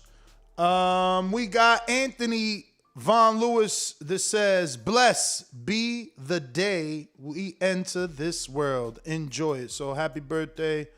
Love from Anthony Von Lewis. Thank you. Appreciate you, champ. Derek, same. Happy birthday with the celebration emoji. Appreciate you, Derek Lincoln. And we got to Arthur, right? Or is this another one? Art says birthday. Yep. He said Haney Waj, dude. So appreciate. We going to Will Lynch. Will Lynch on YouTube. Super chat says, I think Haney did good in my opinion. It was a good step up for his level. I think people are overly critical due to his promises he made before the fight. Linares is still a top contender. Yeah, I mean, fucking hell, man. You know, it's hard for me because I always criticize Linares. You know, I always said his face was kind of not sturdy, durable, like it would bleed. You know, but he didn't even bleed yesterday or Saturday rather. You know, but he got destroyed. That's for sure. Rue, see, I mean, if you didn't listen to the show from the beginning, then I can understand where you would be confused, saying like, is this the same Ness that bashed Loma for beating Linares? But I mean, you know, you're used to the word bash is obviously, you know, your opinion. But maybe discredited Loma, maybe didn't give credit to Loma. Maybe that's probably what I did, right? Maybe I probably was like, man, he beat Linares, papier-mâché, yada, yada, yada, yada, right? That's probably what I did. But keep in mind that when Loma and Linares fought, Loma was not a champion that won his belt, you know, because someone didn't want to fight him. Loma was not the dude who was only fighting his second world champion on his resume. You know, these two men fought Linares at two different times of their career. I mean, obviously for my man Sports Emporium, he continues the super chat saying that Devin Haney was a prospect and just graduated to contender level. And he doesn't consider him a champion because he didn't win his belt from a champion. So many different fight fans have Haney on different levels. And Linares is a certain level on that stage to progression. You know, this was the right opponent. You know, this guy or Fortuna. It's like the difference here is that Fortuna's a little more durable. You know, Fortuna, you believe, has a better chin, but he's not more skilled than Linares. So it's never about the opponent. It's always about Haney, you know? So when you look at Linares, you're like, you don't think he can beat Haney because of his own vulnerabilities. And that's why we wanted Fortuna, because Fortuna had more of a probability of beating Haney. Not that it was a certainty, though. You know what I mean? Let's not act like that. But we got a new caller. I have no clue where this is. Where are you? Who are you? 970. Who's this? Yo, this is JB Cinema, brother. JB Cinema, what's up, bro? Yeah, I'm just chilling, man. Hey, congratulations on your birthday. Congratulations what city on your is show, this? bro. I love it. It's Evans. It's a little bit north of Denver. I live in Denver, though. Oh, Denver. All right. Well, thank you, man, on the Yeah. congratulations. You know, I appreciate it, man. I love this show, so I only wanted to get bigger. Yeah, man. Hey, so on this topic, really, man, I think everybody just needs to stop hating on Haney for real. I mean, he's only 22 years old. He's still coming up. He's got big things coming for him for real. I mean, you think about it, he just fought Linares. I mean, everybody for a while was just scared to fight Linares. He had some tremendous knockouts, some highlights. Hold up. Who do you remember being scared? I'm not being sarcastic. I'm just truly asking this question. Who do you believe was scared to fight Linares? Well, I mean, think about it. Coming up, him in the division, he had to move up weight because there really wasn't anybody for him at, what was it, 120? Is that where he was at before he came up to the 135? 125? Yeah, Nah, yeah. you're right. 126 before he came up to him. Yeah. One. I mean, he fluctuated. Looking at it, he was definitely bouncing around between 22, 26, 30. So it's hard to tell. I would say 26 and 30 is his two divisions that he's been at. Yeah, I mean, there really wasn't like big names in those divisions when he was out there, but I mean, he had some crazy knockouts, man. And you want to compare it to Ryan Garcia being knocked out by Luke Campbell, who's not a puncher, right? Who's not known to be a big puncher, and that's where the hate comes in. Like, why give props to Ryan Garcia for getting back up from Luke Campbell, who's not known to being a puncher? But then you got Haney, who just gets rocked a little bit, you know what I mean, by a good knockout artist. I mean, not like the best knockout artist out there, but he has some good knockout records. And so why do that to Devin Haney? You know what I mean? So at the end of the day, dude, I think Haney, he's gonna be pound for pound. You could compare him to Mayweather for real. He might not be knocking out people in the future, but he's still going to win fights decisively. And I have him winning against Ryan Garcia. Well, all right, brother. Thank you That's for calling my call, in. man. That was a great call. Great call, man. This is what the people need to hear.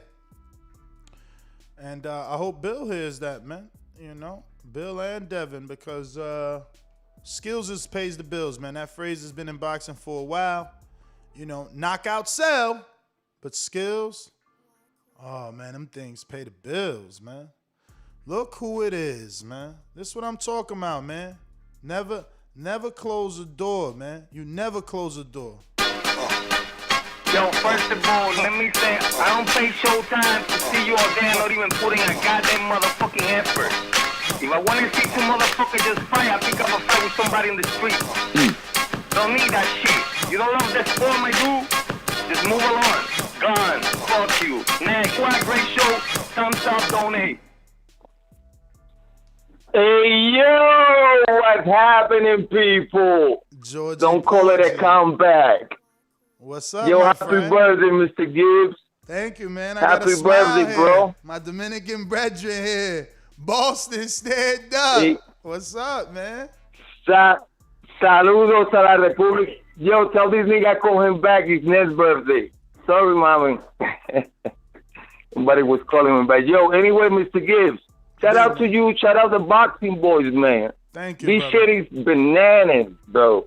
I didn't even know, bro. You be keeping it. Yo, you and me got mad differences, but when it comes to boxing, you be keeping the boxing boys number one. For real. I be watching, you know. I don't interact. Some motherfucker blocked me on the shawty, but that's okay. All Send up me your today. link. Shout out to the chat.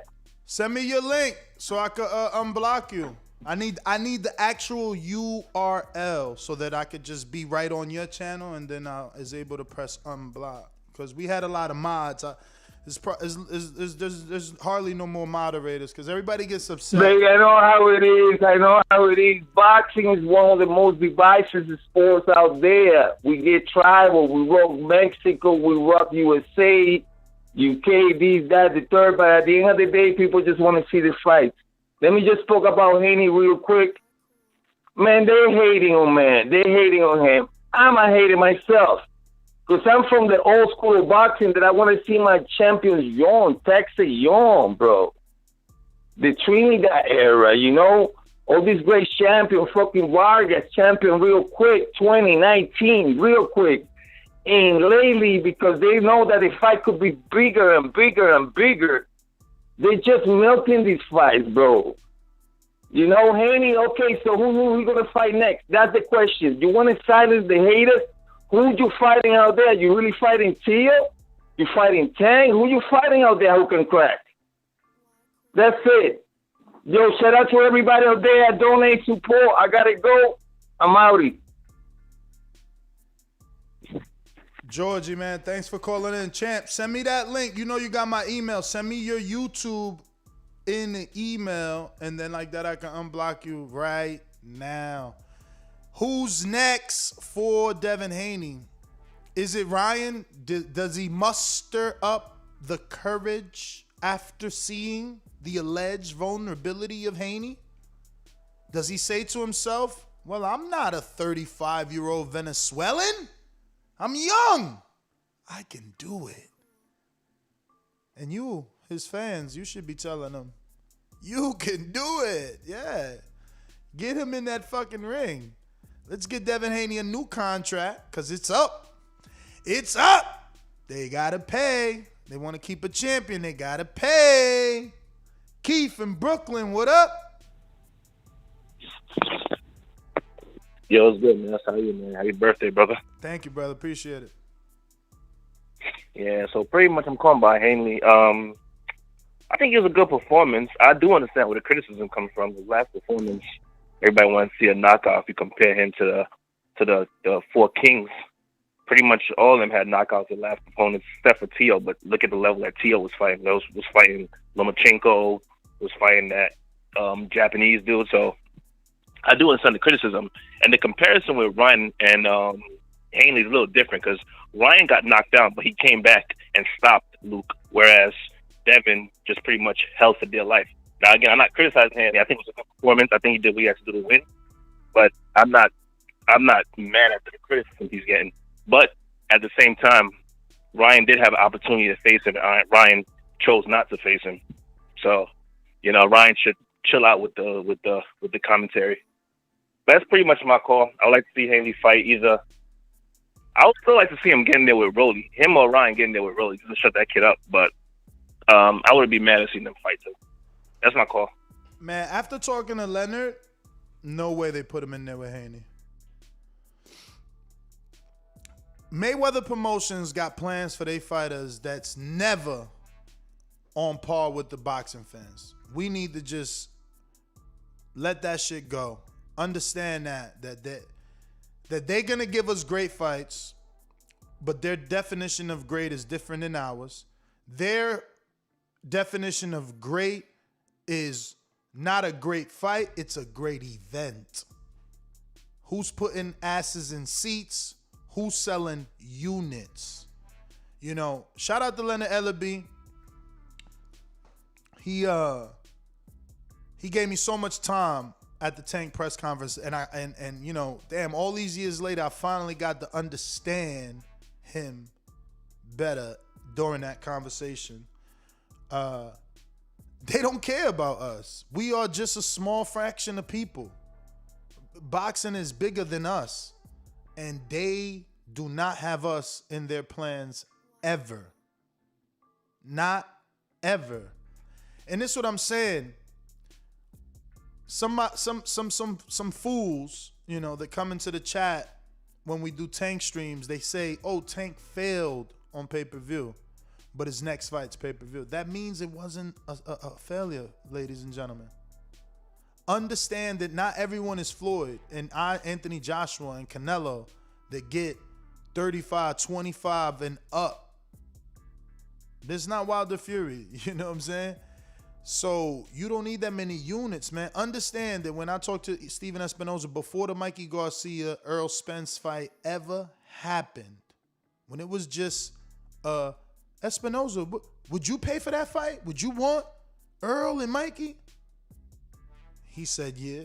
What would be a success for y'all? $250. Understand, this is the executive saying this. But you little pen pals in the chat, man, like y'all swear y'all know more than the people we're getting the information from. Like, it's hilarious sometimes. But Brandon Lenz in Houston says, happy birthday to my boy Ness. Much love and success during this upcoming year. Hashtag Team TBV. Yo, Brandon, you being from Houston, you just triggered a memory from Vegas. Shout out to Barbershop Conversations. Fred, I find myself saying this a lot, man. So double shout out. You're doing your fucking thing. That being said, I bumped in. I feel so blessed. I love my job. Shout out to the community for pushing us to go to that fight. I was at the bar after the fight with Gabriel Flores, who signed the Top Rank, and his father. His father got in the fight, by the way. I'm telling you, my book gonna be amazing. You see what I'm saying? Like, I get to do all these amazing things and then be at these amazing places and happen to be there at the right time. That's 2 fights now. The Wilder Billy Joe and Gabriel Flores and some fucking drunk dude wilding. Well, Gabriel Flores Sr., not Junior.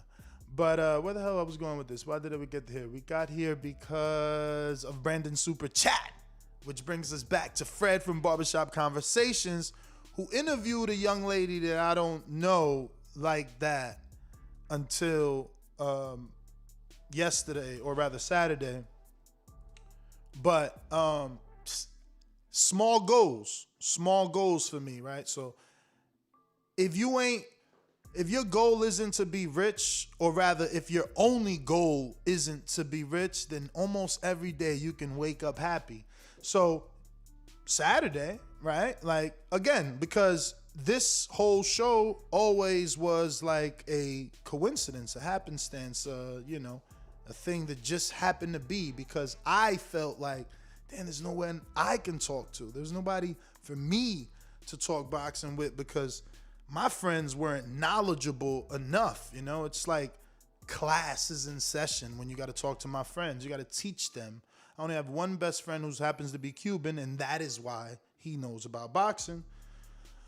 That being said, so when I started this show, I never thought it would get global, international, as big as it has. I never thought that it would be the #1 show on YouTube. And, I don't know how this may come off to you guys, but I also never thought that, like, women would listen, not that they're not entitled to listen. I just, I was doing it. I just never thought. And, this girl or woman that Barbershop Conversations interviewed, she listens to the show. And she really listens to the show. Like, she was talking to us, and she's like, oh yeah, ain't you from Canada? Talking to Francis, and and really knows boxing. And it's just like she's telling us like how many of them out there are. Now, I don't know if that's necessarily true, or if that's just her speaking with passion about how she feels, because obviously our numbers say we're 96% male. So, unless they're not signed in when watching, then, we're not getting those analytics, which means the women's percentage is lower. But, bro, she was mad talented. Like, she knows boxing. I'm shocked that she knew that much. Like, it's always shocking. I guess that's unfair, right? But it is. So I'm like, whoa, you knew that much. And she was gorgeous. Let's just be honest. Insanely gorgeous. I was like, what the fuck? You listen to the show?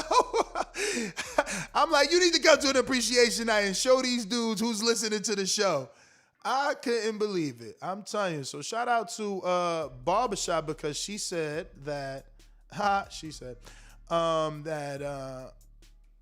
once she did an interview with him, obviously YouTube recommended. So shout out to YouTube. I always see you super chatting for us, man, and now we know that you always working for us, pushing us out there to new people.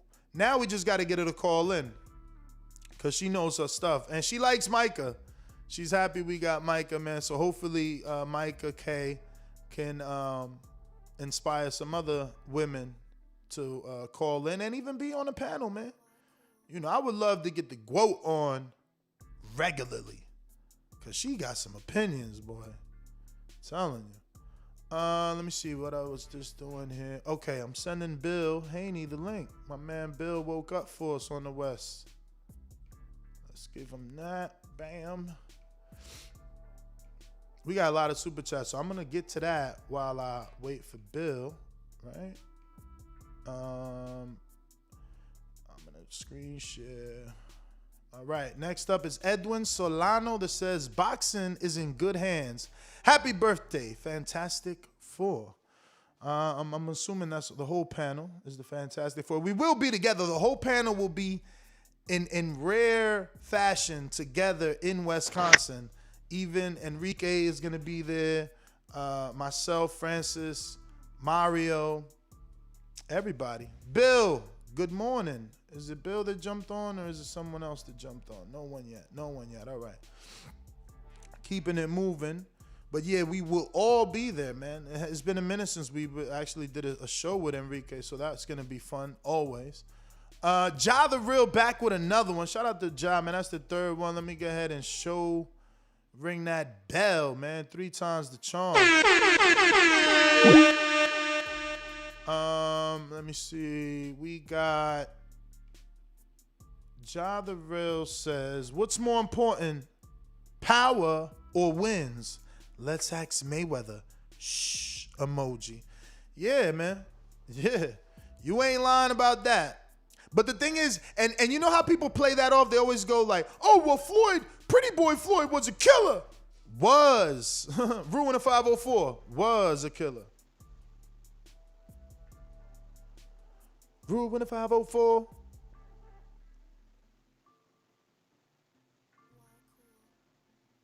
Hey, what's going on, man? What's up? How are you, brother? Good morning. All right, man. Happy birthday to you, sir. Salute. Thank you. All right. It was a good fight by Haney. He just got caught late. That's all. He'll learn from it, and he'll be a better boxer because of it. I don't know what the alarm sounding was. I mean, that's all that happened. But just shout out to you guys. The work in Las Vegas was excellent. This is the only podcast I spend money with or on, and just the content that you guys gave us over that weekend, it was worth it. So just keep up the good work, man. Appreciate it, man. Appreciate it. Thank you, Rue. I know you've been rocking with us for a minute, and honestly, I appreciate every time you say what you say, because you know, word of mouth. People always say like that's the best way to grow a business. You know, you can spend money on advertisement, but word of mouth is more genuine. Like for instance, myself, I'm a review guy. I read a fucking million reviews before I purchase, so that's another fashion or form of word of mouth. So I appreciate you always, you know, giving your testimony, really. I'm gonna go ahead and beat up Danny Garcia. Hey, Daddy, this $1 bill. You can take out that green jacket because I just took your bill. It's fly, baby. You can't even set out an arena. The only reason you don't pay per view because you fight me. So sit down. Matt, I'm gonna get right back to you, Matt. It looks like we got Bill jumped on. Appreciate you always, you know, giving your testimony. Bill, is echoing. Do you got the radio still on? Huh? Do you still got the radio on back there? The show playing? Hold on. Oh yeah. Hello? Yes, sir. How are you? Man, good morning, Ness, man. You know, always shout out to you and everybody that's in the chat. I don't think nobody's on the panel right now. Nah, but it's everybody just that's me. in the chat, man. You know what I mean? We appreciate you guys, man. Hey, man. So I don't think that it's that mixed. It's in terms of our audience. The callers that I've been getting over the last hour and some change, pretty much all seen, Haney put on a masterclass and suffer a little adversity. Be smart. Most of us are saying that, but there are people, specifically interview with Punch. Now I don't know, because I said it already during this. I'm like, it kind of turned me off to see the title, so I didn't watch Punch's work. But to see the title say exposed as a fraud, I didn't understand, because I seen Mosley land a right hand on Floyd, and people kind of do the same thing, but it was like he won all the rounds after that, and that was kind of the same situation with Devin. How are you taking in whatever criticism or positive reinforcement or statements that you're getting from the people in the family? What are you getting? All right, excuse my voice too. I lost my voice during the fight, right? But Punch is he's a super biased reporter. I don't think that he's on doing unbiased journalism. I think that he's more towards bias and more towards being a Teofimo fan, and and not actually giving it the truth, giving the people what they really want, and what the people deserve, because they're the ones that are paying. People are sending in super chats. They're they're keeping this boxing thing alive. They've the YouTube boxing community in general, right, from all the different brands and faces of it, have reignited boxing. Without YouTube, boxing was dying just on linear television. Now with this digital stuff going on, you see that that boxing is making a comeback, because you're able to come on and get the behind the scenes, talk to the coaches and trainers and fighters, more than just having to wait for when their fight dates come up. When you talk about, Saturday night, Devin did great. You know what I mean? I want to give him I'll give him a A- B+ in terms of his performance. But what people must understand is, and even with the fighters, is you can make going to the gym, and you can make an adjustment for one shot, right? What we know it is, and shout out to you guys for playing it back. Only thing that happened was Dev, he rolled the shot, he punched, he rolled, and when he came up in the Philly shell. That's not what you do. You roll it and you come up in the high guard. You come up in the high guard when raising your head up.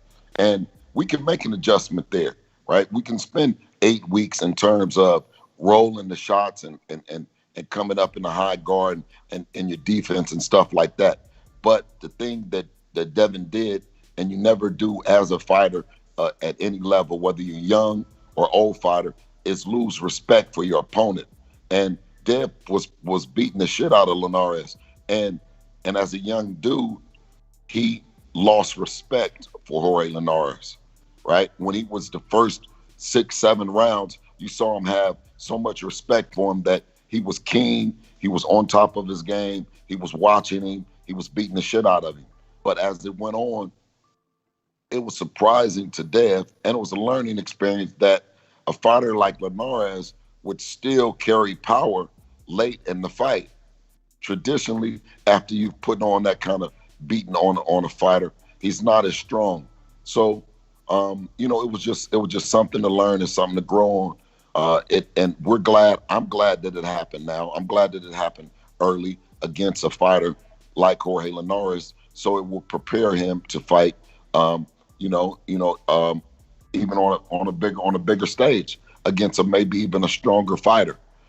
It was one adjustment, one punch, one hit. Can you imagine if Jorge Linares has to go to the board and now prepare again? What does he prepare on? What does he try to make better? All we got to do is prepare for one shot. Other than that, it would have been a pitch out, a shutout. Excuse me. Man, you really answered that well. I'm happy to have heard that, because it makes sense. pretty much said that on the live, like, I thought he got bored.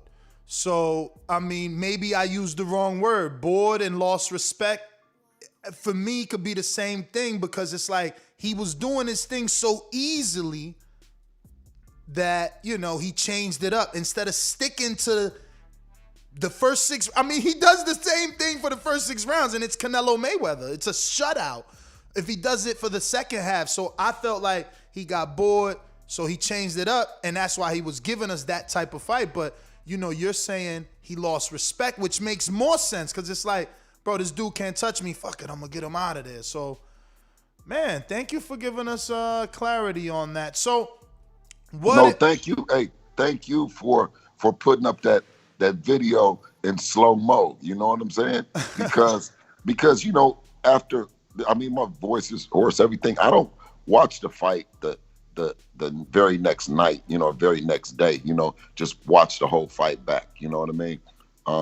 Because when I watch it again, I'll be watching it to study things, and it might take me 2-3 hours to watch the fight, playing everything back, seeing all the mistakes that he's made and all the good things that he did, and just totally, you know, making notation of everything. But when you put it up, I was like, oh, okay, good, right? And I got a chance to watch the replay of the shot.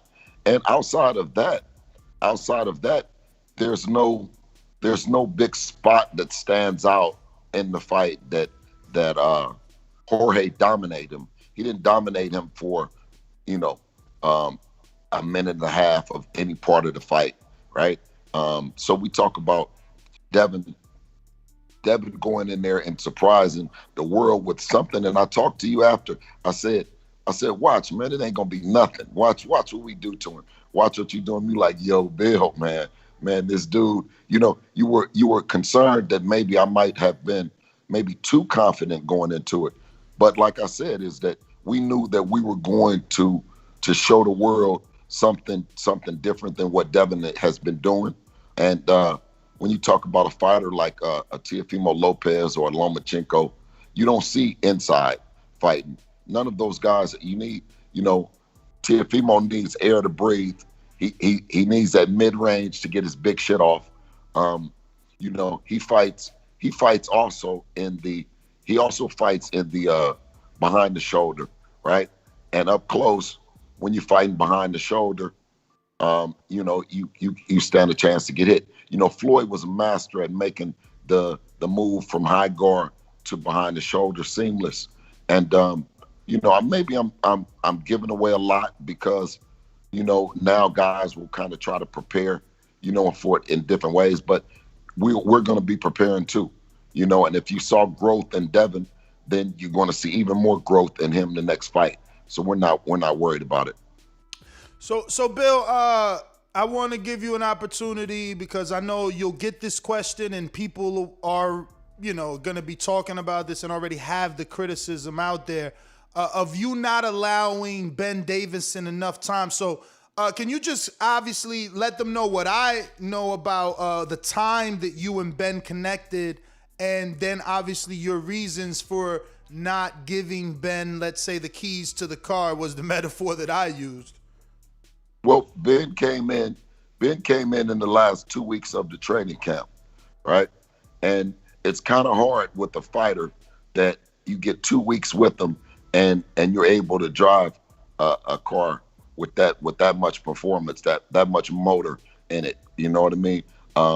That much in the arsenal. What if Ben had drove the car, respectfully to him, great coach, and we have like I always say, a whole plethora of different great coaches that have mentored us and been a part of this thing. But no one knew that I was going to call for Devin to fight on the inside and get in the pocket like he did, because no one has never seen it. Ben has never seen it, you know, in the world had never seen it. And what we had did was we answered all the questions of Devin being running and all the other stuff, because we were very much interested in Devin being a fan-friendly fighter, right? A lot of people say, no, keep doing what you're doing, keep doing what you're doing, Bill, keep doing what you're doing. No, we're not. We listen and we answer to the bell. We answer to what the people are saying. You know what I mean? And had it not been for that one shot on the inside that Devin rolled and didn't come back in the high guard, it would have been a complete shutout in terms of that performance. You know, and that was something that we had worked on we've been working on it for quite some time, but the 6 weeks prior to Ben coming, we spent a lot of time with this. When Ben came in for the last 2 weeks, we spent a lot of time with Ben and doing things that Ben would bring to the table, you know, and I don't think that you've seen a fighter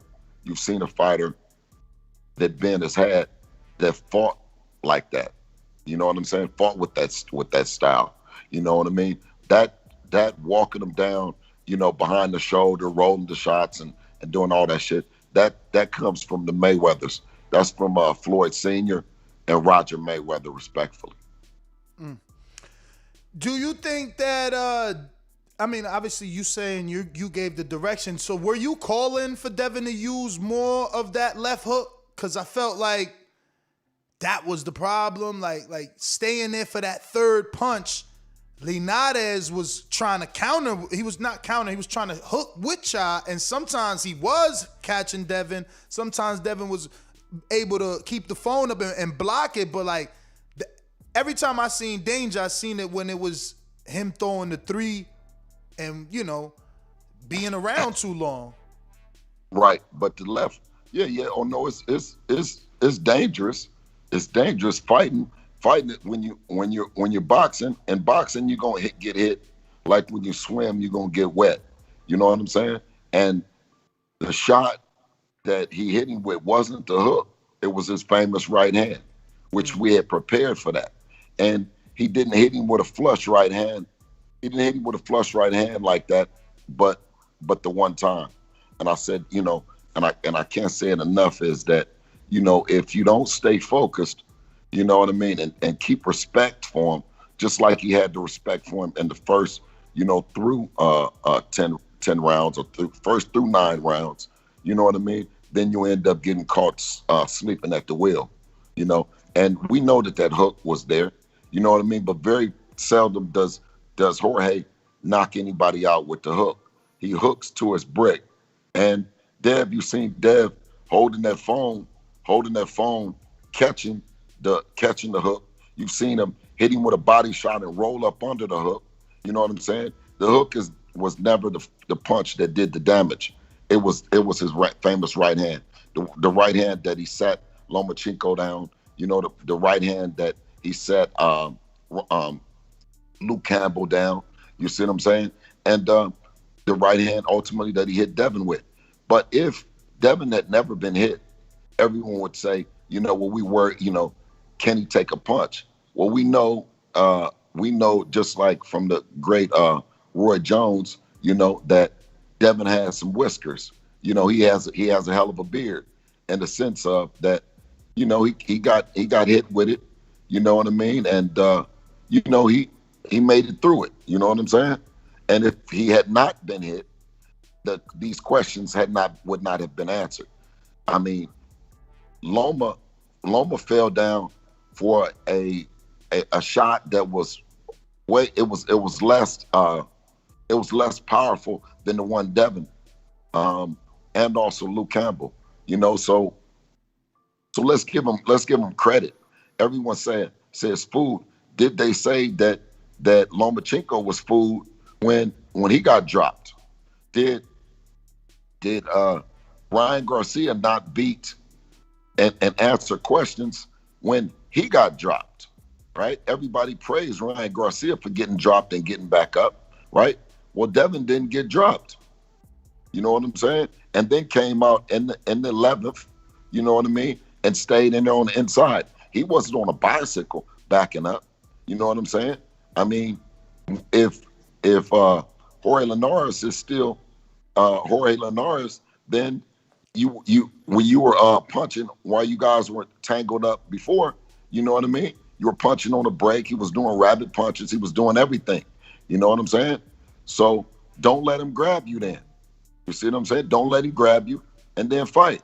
But if he's beat on you for 10 rounds and you start complaining about the last 2, what does that say? Mm-hmm. Now, so the criticism is turning to like the hugging, but you know, I've been watching boxing long enough that like Devin versus Maidana, that had about 118 clinches. You got Kell Brook versus Porter. That was clinching at its finest, what Kell Brook did. Like, do you think that Haney put himself up there with those notorious clinch fests, or do you think this wasn't as obsessive? Or, you know, people think it was, you know, a lot. I do not, but obviously this is some of the criticism, and I got you here. I would rather you answer it here than with someone else. Man, those are the same, you know, 3-4 people that have, you know, 10, 20 different accounts that are probably just work for Top Rank or work for Teofimo Lopez and the Department of, you know, they work for him in the sense of they try to keep these narratives up about email champion or hugging and all this other stuff running. But, you know, when you talk about the greats who operated from the hit and not get hit, we talk about the GOAT and Muhammad Ali. They said that he was a runner. They said that he was a hugger. When you talk about the TBE, the best ever, you talk about Floyd. They said he ran. They said he hugged. We just know that. Well, it was a learning for us that even if we fought on the inside and gave him action for the whole fight, he got right back in there and gave him action again. You know what I mean? So even if you would have given taking a point, 1 point for holding, right? He still wouldn't have won the fight. He needed a knockout, and that's what the people fail to realize. And the people fail to say is he needed a knockout. Now with Loma, they said, oh, well, Loma gave away the first 6 rounds, and then he got back into the fight, right? We're talking about the 10th round. When you get buzzed, what are you supposed to do? Because out of the first 10 rounds, right, he never hugged, he never grabbed him, he never did none of that. He was right there in his face. You know what I'm saying? And when they did get in the clinch, Linares was punching, Devin was punching. So what happened that was different in the clinch? Or was he there to be clinched and he got off a lucky shot?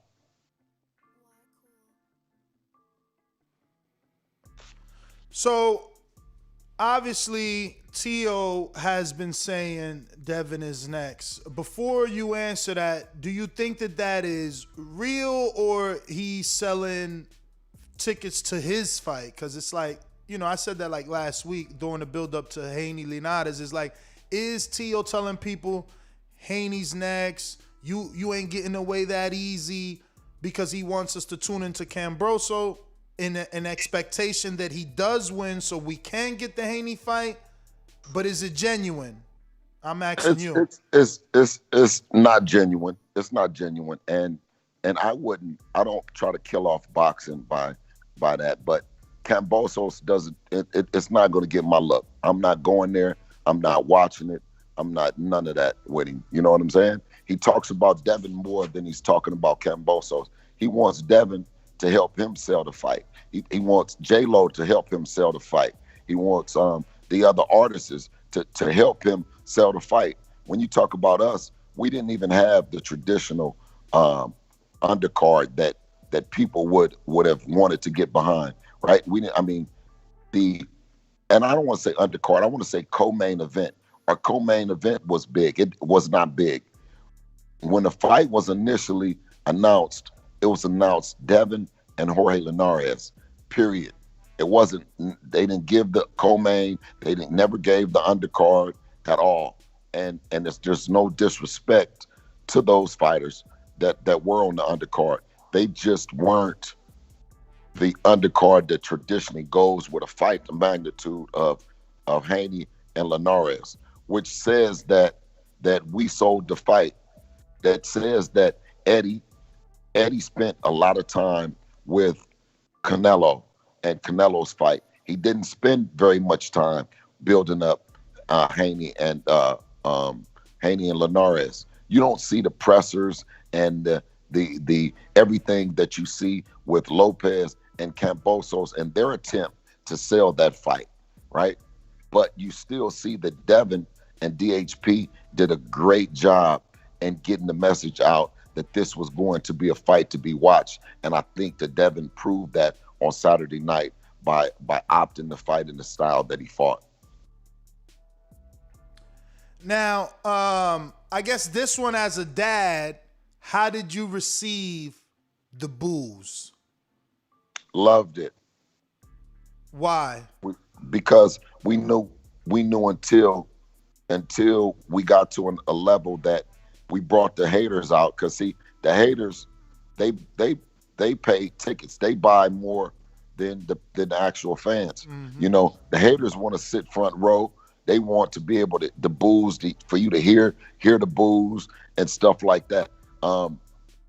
We know going back to both Ali and Floyd, there was a woman that followed Ali around the world, and she followed him around the world to every fight that he happened that he was in, and then she said, "I finally got a chance to see your shit talking self lose," right? So they came to see Devin lose. Devin is a classy, both cocky, both intelligent boxer that, you know what I mean, the haters want to see go down. I mean, it was Ness. You was in there. It was like every time that Jorge would even get close to grazing Devin or doing anything, they would cheer. You know what I mean? They would cheer about anything. If they got into an exchange, they would start cheering. So we've arrived. They say that you're not popping unless you got some haters. Bill, man, you too groomed for this, man. You know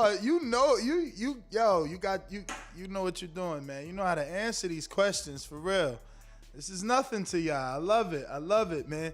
So what happens now, man? Has Eddie called already? Have y'all spoke? Because we know.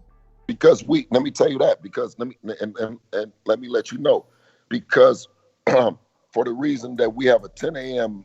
meeting this morning, I'm gonna spend a few more minutes with you guys, and then I'm getting in the shower and I'm going to our 10 a.m. meeting. Devin, at 22 years old, is a world champion, and he has fulfilled his agreement with Matchroom and DAZN, meaning that he, we never fell out with him. We never complained about money. We never did the Ryan Garcia, let's go back to start negotiating. We never did the Teofimo Lopez openly saying that we have a problem with our promoter because we're not getting the money. We knew what we signed for, and we fulfilled our agreement, right? Right now, the Devin as a boss, as a promoter and world champion, is a free agent. So you know what I mean. And I never Exciting tried to. times. Yeah. Now it's time. Now it's time to do my due diligence that I need to do for Devin, and that's to get out and see what's out there. You know what I mean. And it's no disrespect to our partner, and our partner or former partner in Eddie Hearn. We know that from the what was described with Jay-Z when Rihanna came in the building, they ended up hammering out the deal for, they didn't let Rihanna leave. So, if and when I go meet him at 10 a.m. this morning, I mean, if he's really talking about making it happen and doing something, he won't let me leave out of that room, and we'll go ahead and we'll hammer out something that's another legendary deal. We know that Devin was making seven figures, you know what I mean, before all those young cats, outside of course, Tank Davis, because we consider Tank Davis to be a young dude in a, you know, in an he's with the older guys. He's with the older guys, but he's also with us. He's also with the Ryans and Devins and T.O.s. You know what I mean? But he's more of a senior in terms of those guys. You know, we're at the same age bracket of Jerron Ennis, T.O., Ryan, those guys.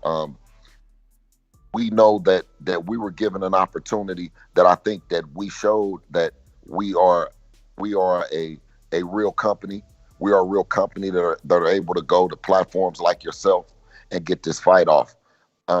Fighters should also take heed, and managers should take heed of not leaving it in the hands of the promoter, right? In the sense of the way that Andrade does. He's a hell of a fighter, but he leaves in the hands of Matchroom Boxing to promote him, to get his message out, right? You see him at times, he'll make his rounds and he'll campaign for the Canelo fight, then it'll go dead. Yep. So he's either hot or he's cold with it. You know what I'm saying?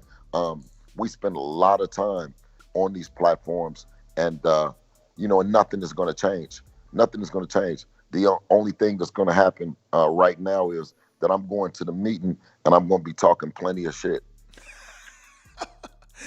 I just want to say congratulations, man. God bless. I'm happy that you started out with your son, and this was probably a dream, a goal that you've absolutely accomplished and are crushing at 22.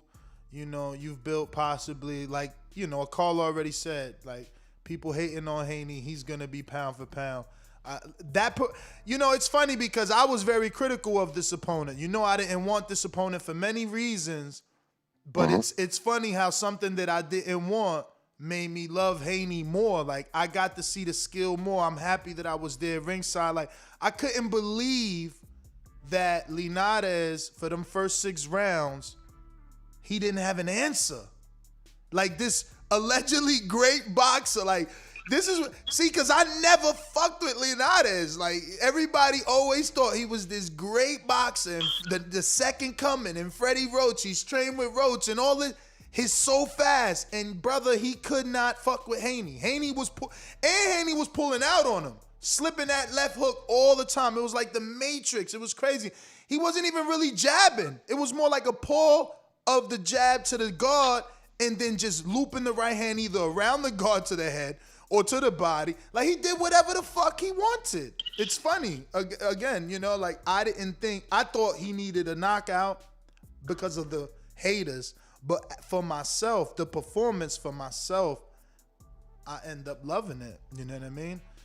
Absolutely. I appreciate it. It was a masterclass, for real. Like, obviously, he got caught, but still was a masterclass. That's why my metaphor is Mayweather Mosley. Mayweather went through the same thing. He put on a A-class performance, but the fans, the public, they only remembered him getting rocked. And it's like, that's how great you are, that you get hit one time and it's blown out of proportion. But I know you're busy, man. Get to this very important meeting. Congratulate your son for us. Thank you once again for always being available. We appreciate your time, Bill, and we'll be talking, obviously. And let me tell you, Teofimo Lopez, he's not a better boxer than Jorge Linares. He doesn't present the problems that Jorge Linares presents in terms of, styles make fights. We know that Teofimo, he got a big right hand. You know what I'm saying? And outside of that, I don't think he has anything, right? When you saw him moving in for Lomachenko, right? He wasn't moving in with that jab, right? And if he comes to jab with Devin, we're gonna beat the shit out of him. He needs a fighter that he can walk down. You know what I'm saying? And he needs a fighter like Richard Comey that was dumb enough to try to trade with him initially on. When Devin sparred him, if you remember him saying, "Oh, he just was running around. He was running around and stuff like that." And And he said, and at the end of the fight, at the end of the sparring session, he said he caught him with a rally or whatever. So you got to listen to what the people say, what they don't say, and what they never will say, right? And when Devin ran up on him, Dev told him. Then he said, "Well, listen, this fight can happen. It can happen now. You know what I'm saying? We ready, or it can happen sooner than what the people think that it's going to happen, right?" And what Teofimo said that he was stern on. We don't have belts. We don't have this and that. One day we need to fight, and we fight for undisputed, bro. It's nothing that you do, nothing. His father, you know what I mean, with his bullshit that he's selling, it's nothing that you do that we haven't seen. It's nothing that you do that we worry about. At this level, every fighter stands a puncher's chance. But what do you do, bro? You know what I'm saying? What do you do? When it came to fighting on the inside, you had no answer for Lomachenko, right? And Lomachenko don't fight very good on the inside, right? He needs the air to breathe. When it came to fighting on the inside, he didn't do it. And when it came to him jabbing to get to Loma the first 6 rounds, it didn't happen. You know what I'm saying? Loma did more backing up and more giving away the 6 rounds than T.O. did in taking it. You know what I'm saying? So if he's the puncher that he says that he is, then why didn't he drop Lomachenko like Linares did? You know what I mean? So we don't feel that the fighters that he's beaten, you know what I mean, are on the level that Devin has skill set. They don't bring the array and the arsenal of shit. Both times Dev, beat T.O. the fuck up. T.O. never said, what he did to Dev, right? He said, I beat him. Devin said, bro, you couldn't even touch me. Go to Fred Barbershop Conversation, Teofimo Lopez and Devin Haney. Devin is standing in front of him and said, bro, you could not even touch me. And then he said, everybody knows what happened in the sparring and what will happen in a real fight. Teofimo said, oh, I'm going to let you talk your shit. What the fuck? What you mean you going to let him talk your shit? He's standing right there in front of you. You know what I'm saying? And I'm not even in the building. You don't even see me. You see Teofimo Sr. there. You know what I'm saying? You don't see me.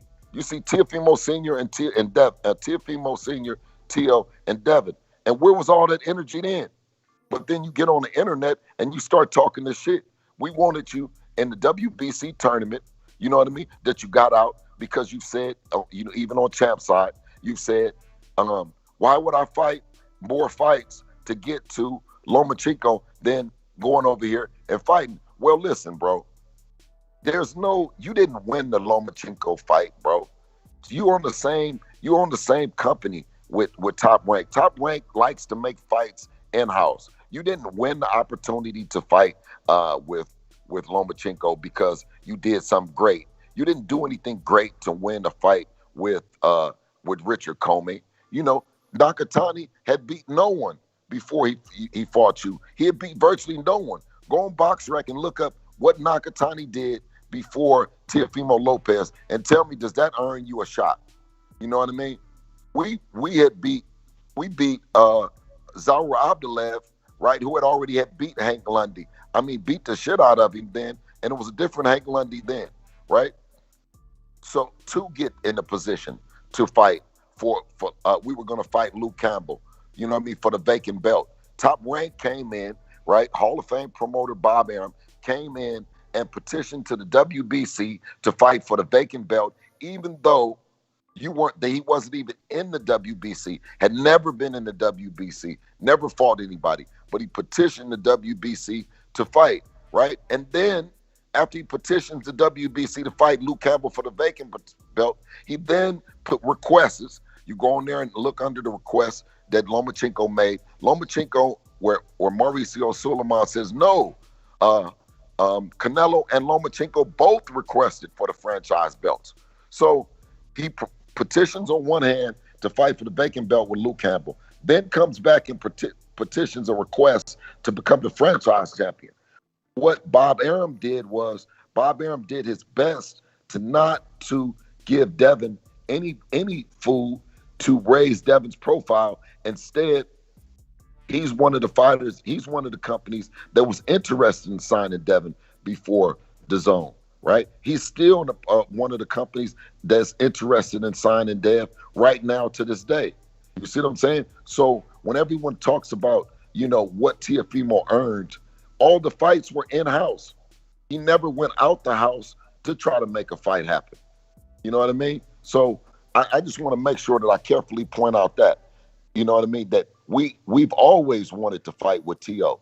This Bill, ain't nothing new. I can't let you go now because since you just said that Bob wanted to sign you in the past and you feel he wants to sign you now, you gonna have another conversation after your 10 o'clock meeting with Bob? Because like I was saying last week, like, I mean, obviously I was dreaming for you, right? This is dreaming. We don't know if it's possible, but I'm asking you, can they put on paper, like can DHP go over there and say, nah, we're not signing to Top Rank unless you can give us T.O.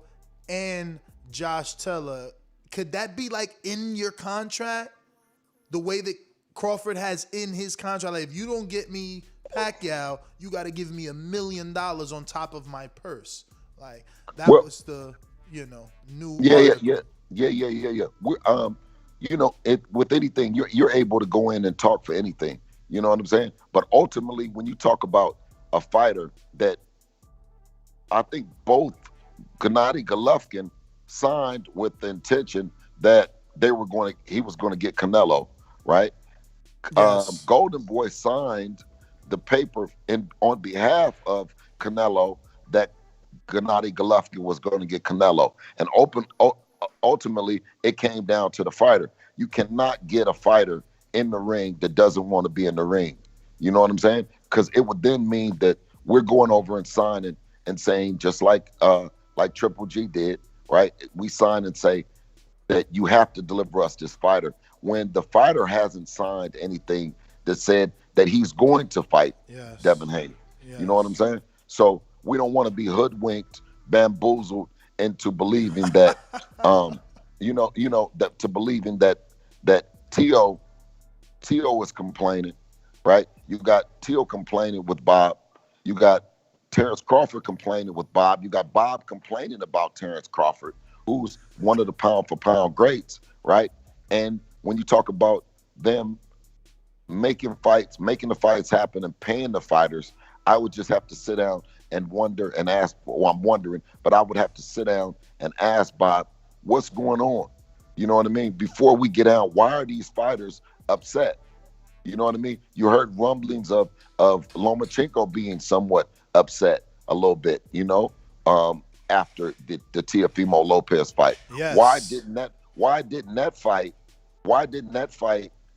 have a rematch clause in it? Our fight with Jorge Linares definitely had a rematch clause in it. You know what I'm saying? Yeah. So why wasn't the rematch clause in the fight? Right. So these are questions that I want to ask. I want to ask Bob. But ultimately, Bill, yeah. What? I fucking love you, man. Yo, these answers are amazing. I don't know if these listeners are really understanding, man. Like, yo, man, you know your shit, bro. Oh my God. Yeah. This is gonna be good. So look, ultimately. So let's get to the next one then. So, do you think? So is that the same answer for like a Floyd Mayweather TMT promotions contract? It's just an alleged intent to get Tank in the ring with you. Like they can't guarantee you Tank is basically what you're saying. So you know, there's no guarantee of the fighter because like, can you get Tank? Because Tank doing pay-per-view. Haney Tank is a great fight. I just don't know that they'll ever give us that fight. No, absolutely. And the thing that we did, what we did initially, right? We want to do something that hadn't been done. We wanted to start with as Devin start his career as a promoter and end his career as a promoter as well. We knew that with platforms like yours, that you know it was a changing of the guards in terms of promoters actually having the leeway that you know that they were able to drive the message that a fighter wasn't able to drive. Traditionally, promoters, they have a strong hold on print. You have a strong hold on the LA Times, Sports Illustrated, New York Times, places that, that magnified the fighters. The promoters of yesteryear had a strong hold on that. So the fighters were unable to get their message out, right? But now with the YouTube boxing community, right, you're able to now go out and campaign, so we've accomplished what we set out to do. You know what I mean? Now it becomes a different level of moving, and we don't rule out seeing Floyd and bringing Devin and Floyd together. At least I don't. You know what I mean? And making something happen. What we did not want, and what I was strongly didn't want, as well as Devin, is that Devin be looked at as a Floyd Mayweather, bitch. You know what I mean? A fighter that's just up under Floyd, because we're nobody's bitch. We wanted Devin to be treated as a boss, and the world has gotten a chance to see Devin moving as a boss, moving as a young entrepreneur. So it would never be confusing that Devin didn't make himself. He wasn't a self-made man. You know what I mean? So now we go into the second phase of his career, and I mean at 22, it's hard to say second phase, but we go into this next agreement knowing that certain things have already been did. The public has a perception of him. You know what I mean? So I don't think that we would necessarily mind, or we wouldn't be, it wouldn't weigh on our conscience of what the people would be thinking, should we do some kind of agreement or do some kind of deal with a Floyd Mayweather. Yeah, that's man, this is an amazing time. I'm keeping you because it's just like, as you're answering this one, I'm just wondering, like, damn, I wish I was a fly on the wall, like when you go sit down with Showtime. Like I'm assuming a company like Showtime that invested all that money in, what they did, 2 All Access episodes on a prospect that was never done before. They only gave that to like a Floyd. Like, I'm sure, how many years later they would love to probably have a conversation. But I don't know what they offer. But are you excited for these conversations?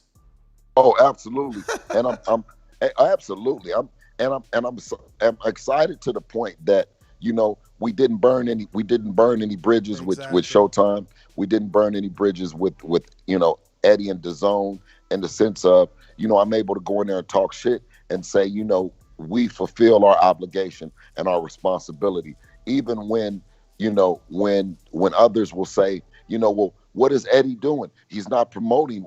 He's concentrating on Canelo. We kept our nose to the ground and we kept promoting, right? So that lets the companies like Showtime know that we can get the job done.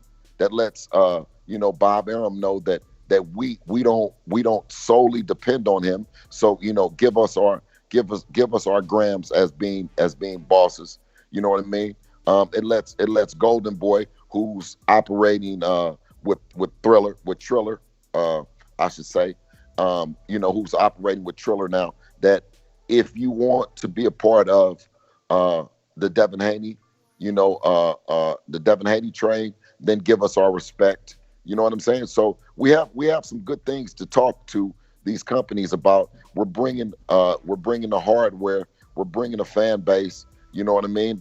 So this is a very, very fun time for me, because we can go up in the meetings with our head held high and know that we've done things and we've operated in a professionalism that very few fighters that can say, that can attest to. And when you talk about fulfilling the obligation, do you think you met the expectation, specifically ticket sales? Because I know that this particular fight, they opened seating maybe 2 times.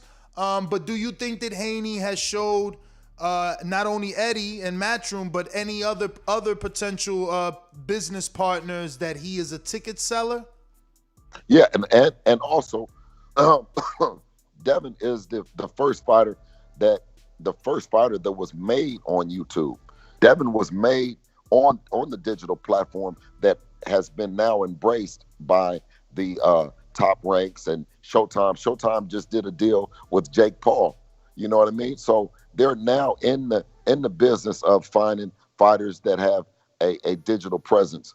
If you take a look at Devin's digital, right, on YouTube, and you're able to tell an audience of casuals to now watch a 24/7 type show, and then give them a chance to reference back to YouTube and see all of the growth on Devin. Devin has told a story. His story has been told on YouTube, where it's archived now that a casual can go back and look at it. But imagine a casual wants to go take a look at Keith Thurman, right? There's nothing there's no story. You know, when you talk about going and looking at Anthony Joshua's beginnings, or, you know, and these are just fighters that I'm just naming, right?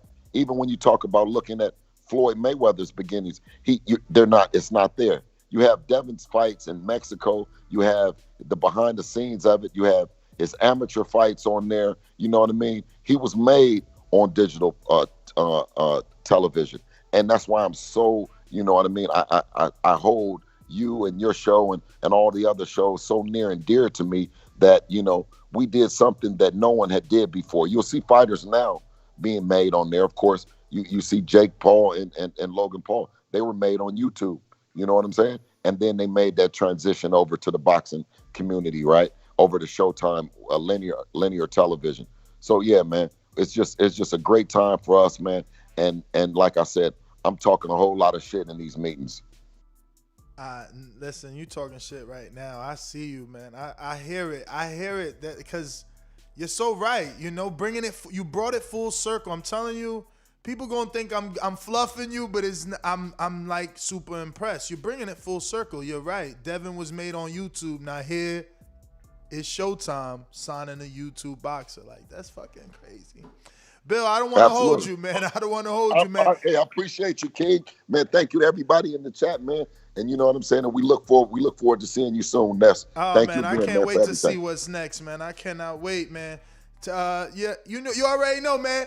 Enjoy the rest of your day. Thank you. All right, you too, King. All Peace. right. There you have it, ladies and gentlemen. The father and trainer of Devin Haney. Exciting times. Come on, I'm smiling, bro, because you know boxing's a soap opera.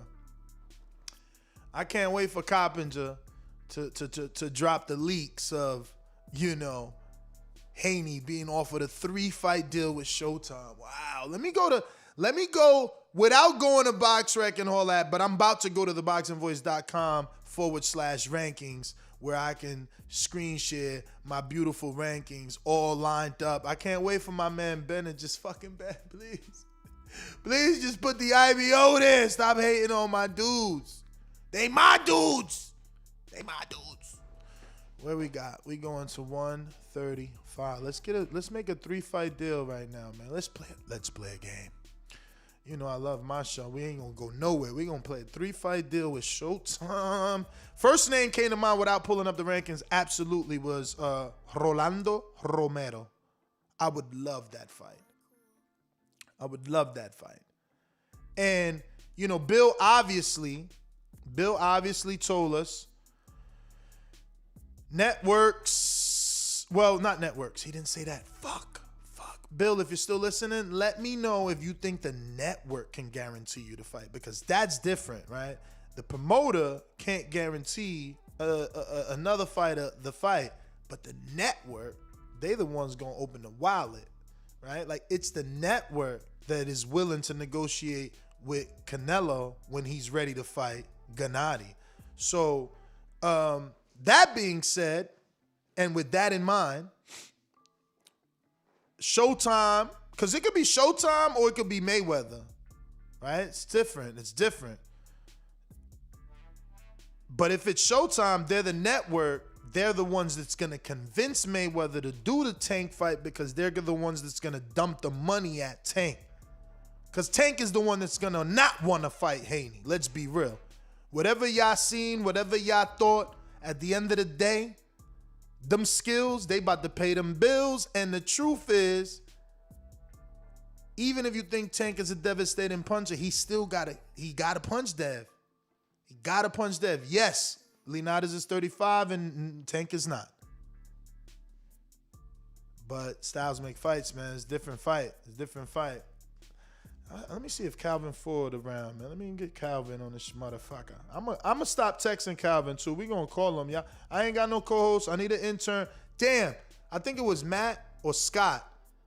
Scott Haskell, maybe? Yo, hit me back up. I think I finally got us an intern. I need you to hit me back up. We're gonna call Coach. We gonna. Nah, I ain't gonna get that. I was about to call him live on the show. Now I'm gonna call him and I'm gonna have to leave y'all on air. I actually want to know that. What he think? Hold on. Do he think Tank? What he thought of the fight? Let's get that first.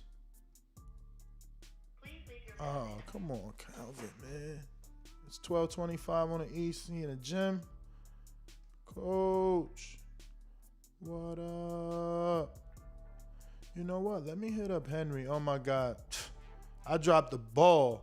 Yo, and you know I smoke pot. So my man that hooked me up with Ryan's dad, your message with me is buried in my DMs. Apologies. Please hit me up if you're listening to the show again. And yeah, because I was supposed to hit Ryan's dad up at 10 in the morning one day, but all this traveling happened. You know how that goes, you know? And what time is it on the West before I hit up Ryan's dad? Ryan's dad. What do these dads think of this? Cause I want to see who's rushing. Who's rushing, and I don't mean Roshan. I mean, who's rushing to get in there with Haney? But going back to my 3-fight deal, right, with Showtime, let's make this quick. I definitely want Rolly. I like that fight. For Rolly, I think Rolly takes it. He's a regular champ or interim. He's not even regular, right? Or did he get upgraded? Nope. Our rankings say that Gervonta is the regular and Tio is the super, and Rolando Romero, el cubano, is the interim. So Rolly would want a real title shot. It's 5 p.m. in London. It's 9:27 in Cali. Let's see what's up.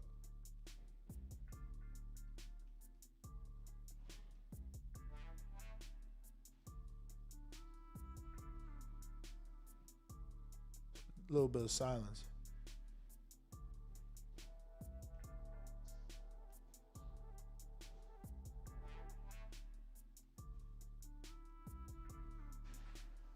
All right, send him that. Let's see if he's available for a little quick interview. Coach, I hope he probably in the gym, bro.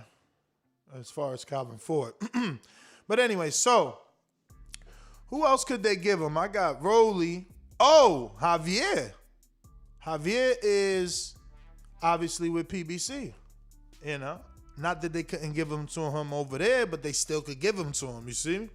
So that's 2. Who else could we get? Who else? So far, not the best. I guess that's it. Let's end it right there, man. That's what they need to do. That's a 3 good run. Even though that's a tough run. I don't know. Let me see in the comments which I think. Is that a tough run? Rolly, Javier, Tank. And yo, let's spice it up. Let's spice it up. They making Tank a star. All his fights on pay-per-view. Is Haney Rolly a pay-per-view in Las Vegas? I don't know. Could they can do it. They can do it because of Mayweather. Mayweather gotta be there. He gotta sell it. I'm sorry. He's gotta sell Protege Rolly against like almost family Devin. You know, because like Bill said, you know, the story of Devin is there, and it can be seen on YouTube, and you'll see Devin with Senior, with Roger, with Floyd, over and over. So it's like, he's like family. He was there as a child. He was there. Kid. You know? So that story could be sold. Does it do 200,000 pay-per-views? It's really, how much do we need? Let's work backwards. I got time today, cuz. I love what I do. Let me see. Let's work backwards, right? We're going to go with 200,000. And this is, obviously, we don't know all the truths of boxing, okay? So anyone listening that does know any more truths than us on the inside, don't be like, oh, look at this moron. No, we're going off the little bit of information that we have. What is that information, Esther Gibbs? That information is that one pay-per-view cost us $80, right? What other information do we have? We have that 200,000 is a safe number for networks. 200,000 what? 200,000 pay-per-view buys. What other information we have? We also have that allegedly the provider of the promoter takes 50%, right? That's alleged. That's what Bob Arum has said in interviews over and over again, right? Has that changed? Can a deal be worked out? You know, now that we're in this digital era, and you know, Top Rank sells their own digital pay-per-views, and DAZN can sell their own digital pay-per-views, or maybe not DAZN. That's why they use a cable provider, but DAZN, Top Rank, and PBC, fucking thieves. They better make right. They never even answer my email. Fuck PBC's, well, not PBC. Fuck Fox's pay-per-view and their style of pay-per-view when buying it digitally, which you don't get to keep. You just literally paying to view it. You ain't even buying the pay-per-view. You're paying to view the pay-per-view. You ain't buying the pay-per-view. So make sure you remember that when you buy or pay for fucking a pay-per-view on Fox. All right? Because you don't get to keep it. But so back to I'm going everywhere, right? Back to this. So we had we're gonna work backwards. Safe number for Espinoza on Showtime was 200,000, 250 for Earl. You know, so let's work with 250 because that's what Espinoza told me. This way we have more facts, right? We'll go with 250,000 and we'll times that times $80 even. Now we got 20 million. We know that Haney got paid $3 million for this fight with Linares, who's 35 years old, 3-time former world champion, coming off of some inactivity. So he'll be expecting a bit of a bump if he's gonna face in the final contract a Tank Davis, right? But I see that there's money there because now we divide this by the alleged two, right? Because it's the provider and the promoter, or you know, the event, right? And now you got 10 mil to pay the fighters and put the fight together. But remember that there's always sponsorship and all that extra shit. So Tank, you know, we don't know what Tank is getting. Let's be real. We know he's making money. We don't know exactly how much. I don't think that there's ever been too much information on Tank. We know that he's $1 million fighter. We don't know, again, a ceiling. I don't think. If you got that information, throw it in the chat just to keep the conversation going. Because like I said, I got time today, cuz.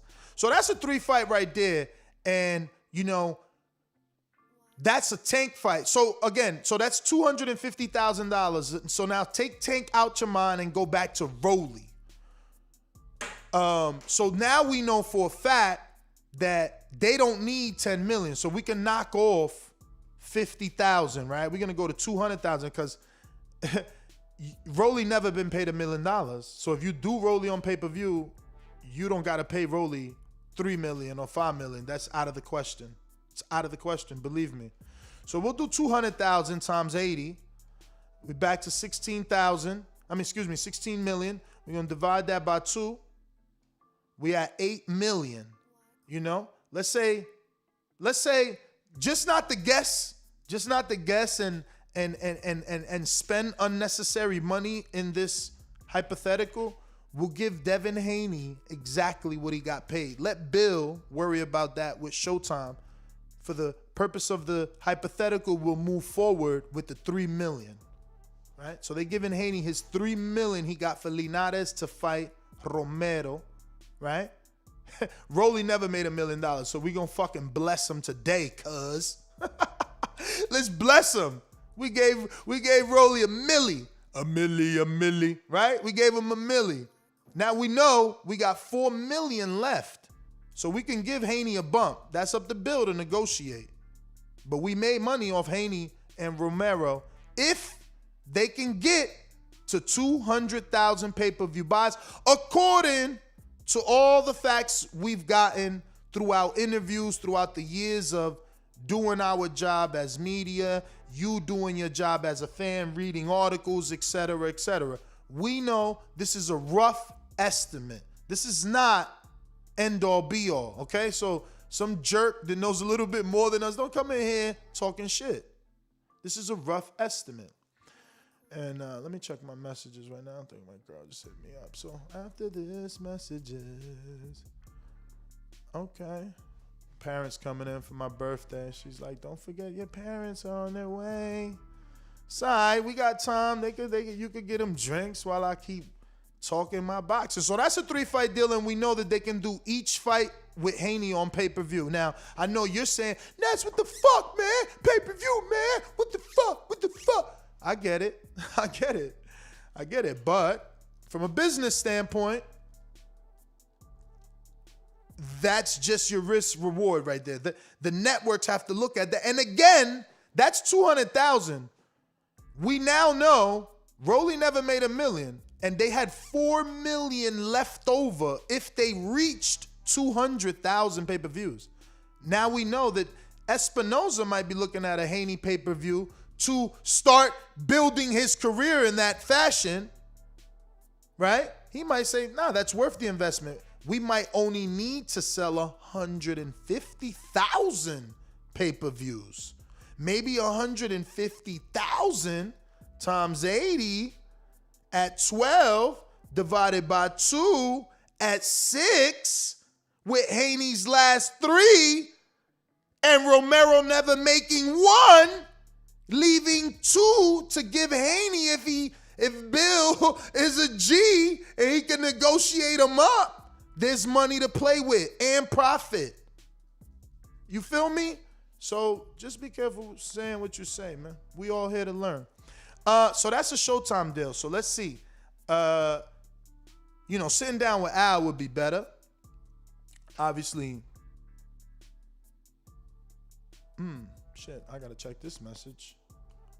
After this message, I'm gonna be right back. What was I saying? Sitting down with Al. Don't forget that because I still haven't checked this freaking message. Okay, boom. What's this? Media credential, Miami. June 19th, champ. That's tough. What is June 19th? June 19th, that's Charlo's fight. I can't be in Miami for that. Sorry, brother. Thank you. So we were saying sit down with Al. Sitting down with Al, that would be better because then you can get a better understanding. Not necessarily a guarantee, right? According to Bill, not necessarily a guarantee, but you can get probably a better understanding sitting down with Al of a Tank fight, right? And then let's say fuck it. We move Haney up. Do we move him up? He may weigh easy. I spoke to the champ. He may weigh easy, and he said, I told you I make weight easy. So I don't know, do we move him up? But if we move him up, Tank is also at 40, right?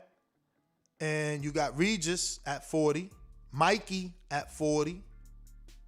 Is Mikey at 40? Probably not. PBC don't really got nothing too sexy at 40, right? Look, I'm at the this is 40. You just got Barrios. Who else? Easter. Oh, Haney wanted that fight. Okay. But damn. I'm gonna use a Bill phrase here. I mean, when you talk about Robert Easter, you talk about, damn, a dude that definitely is hot and cold, right? Like he's only around or gets spoken of on fight week. Like dude he's got to build some buzz outside of like you know what? I'm not even gonna go down that rabbit hole. I was about to say, who's his last fight? I don't even know. I'm not going down that rabbit hole. Whatever. Moving on. WBC, what they got? Zepeda, that's Top Rank. Regis, that's PBC. They could use Cano if they want to give him a Mexican to build that whole Floyd thing. Keep doing what they're doing with Tank. Branchek is a Lou fighter, but I don't know that he's not with Top Rank anymore. Like, I don't know if they got a co-promotion with Top. Jack Cartel, none of this is sexy though, man. He might have to stay at 35, bro. It's nothing sexy. Now we in the IBF. Vacant, garbage, nope, nothing. Who the fuck? Nah, Brandon Lee. And Cameron Duncan ain't doing that no time soon. Like, they still building Lee. He's still young. 140 ain't it, man.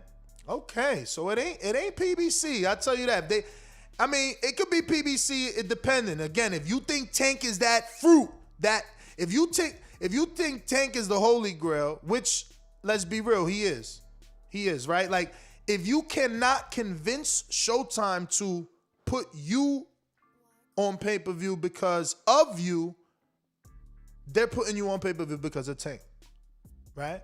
So, and is T.O. Haney gonna be pay-per-view on ESPN? No, right? Like, does Bob all of a sudden wake up today and feel like, no, Jose Ramirez isn't more popular than, who the hell am I saying? I said, is Bob gonna do Haney T.O., right? Like, Ramirez was selling out 10,000 plus seat tickets in the Save Mart. Like, Ramirez is Mexican. He was doing so much in his, area when it came to the water and the farming and all that stuff. So I don't know. And then is Haney? Are they gonna believe Haney? I don't know. I don't know that Top Rank does that.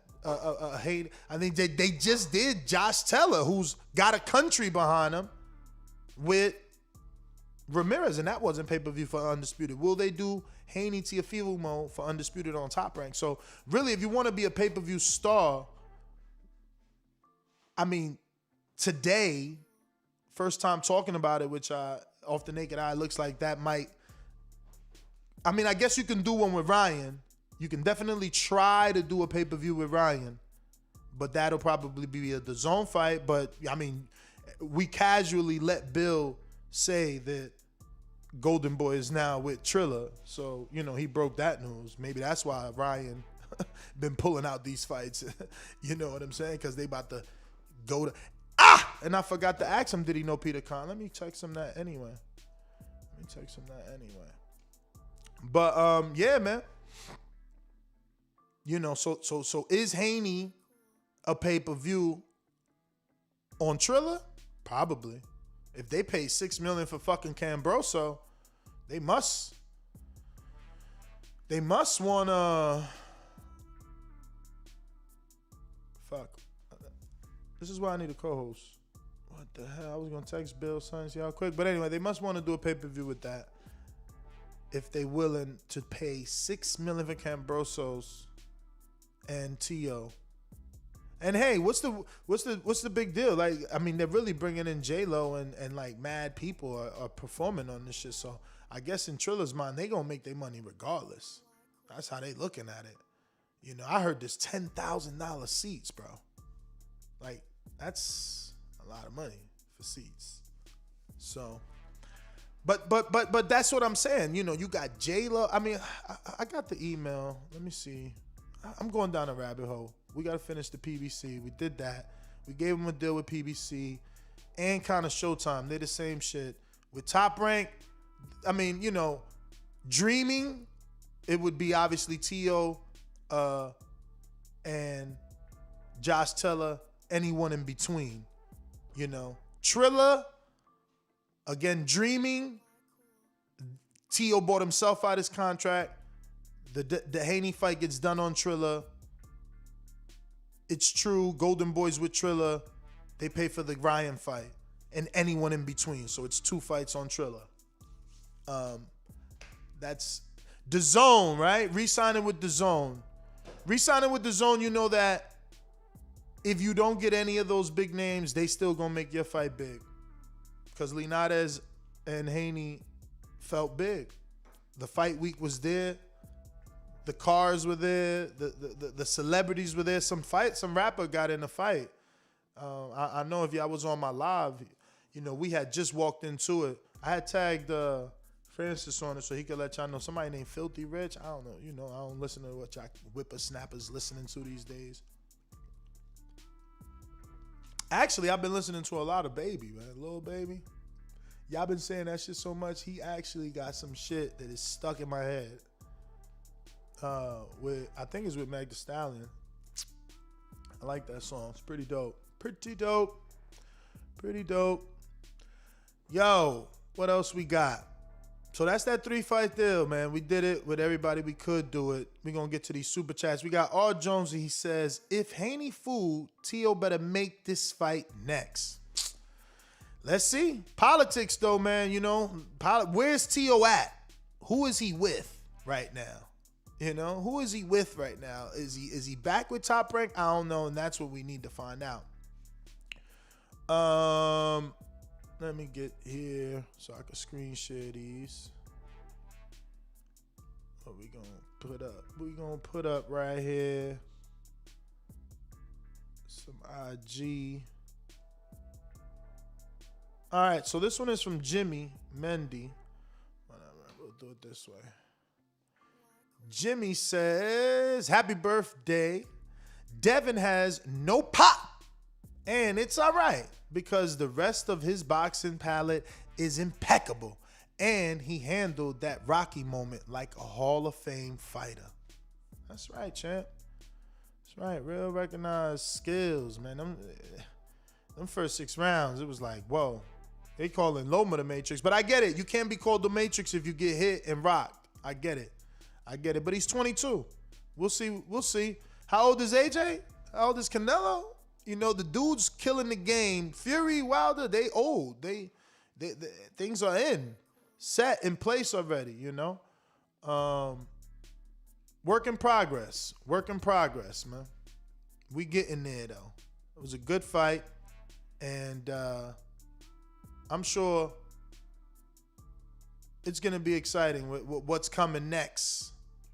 You know, that's what's going to be exciting. I mean, to report on the potential offers and stuff. Oh, man, I can't wait to hear what is happening.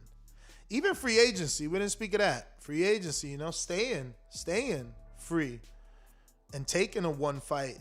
Not that I believe it, even though with Top Rank, it's probably possible because of the no rematch thing. But you heard how Bill feels about that. Like, why didn't he have a rematch?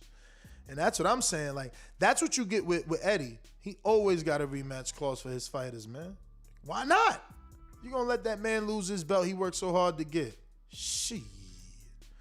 We got Days who says, Ryan Depression Garcia don't want smoke from Devin. I mean, with the right bag, you're willing to lose, man. Right bag, you're willing to lose. I'll tell you that. Or willing to consider the possibility of losing. M. Easy says, happy birthday, Ness. Shout out to Devin and Coach Bill on a great fight. Thanks to Devin for checking Lance Pugmire at post-fight press conference. I ain't see that. I don't remember that. What the hell? And I was there. Is that, yo, when you... Hell yeah, he changes the landscape. Of course. Yo, crazy, man. Shout out to Mario Serrano, man. Congrats. Your fighters in some big fights. Big fights out there for his fighters, man. Shout out to him, man.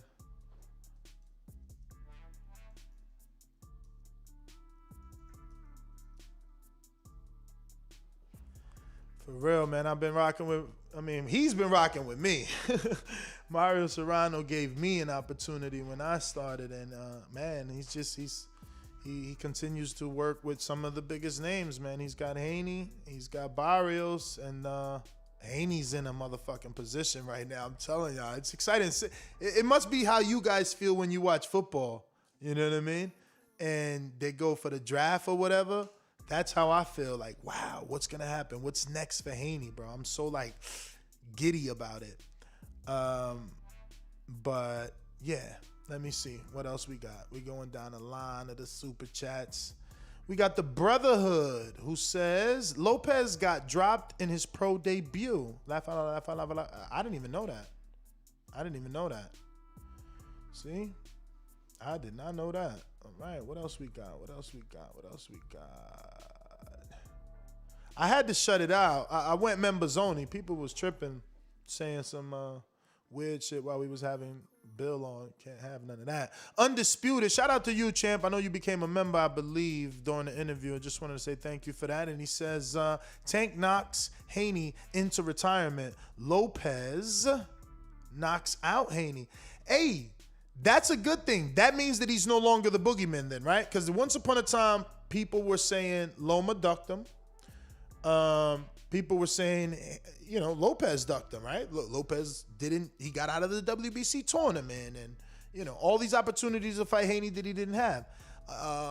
Allegedly, Javier Fortuna didn't take the opportunities. Ryan didn't take the opportunities. He was perceived as some sort of boogeyman before Saturday. Well, if this super chat is correct, someone should be wanting to fight him. And someone should be wanting to offer him a fight so that their fighter can beat him as well. Because they also believe that their fighter can beat Devin Haney. But that's a lot. That's a lot to ask for. I don't know. I think that's a lot to ask for. To have a network's promoter, right? Like a Bob Arum believe, yeah, we're going to sign Devin or we're going to pay Devin buku bucks to make Tio undisputed because we're sure he's going to beat Devin. I don't know. That's a lot to ask for. I don't know. But Potato Chip says, would Team Haney be interested in working with Boots' father to perfect that inside fighting? Damn, you wanted that live. Sorry, buddy. We didn't have a post on Patreon either. That was a spontaneous one, you know. So, apologies. He didn't answer that. Oh, that's what I was going to ask Bill. Bill. Do you know?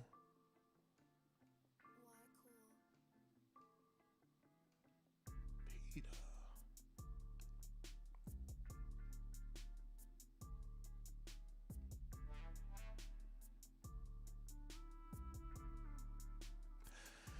Does he know Peter?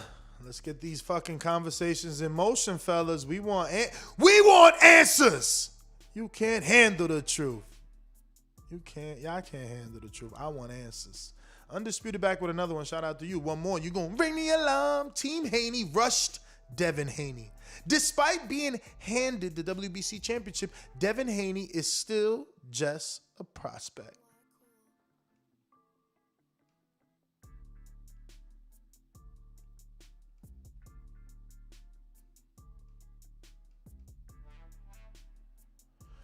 Alrighty then. I mean, that's disrespectful. But I hear you. I hear you in this way. You're looking at the Gamboa and the Linares fights as fights that the promoter and father took to develop their fighter. I can see that. To see where his development was. I can see that. And I can also see that you think that he didn't pass the test because he got hit with a punch. I can see that, but I don't agree. Because one shot, it's never, you know, it just can't change everything. It just can't change everything, especially not one shot at the end of the freaking, you know, the bell. No. But let's get to the next one. Who's next? Who's next?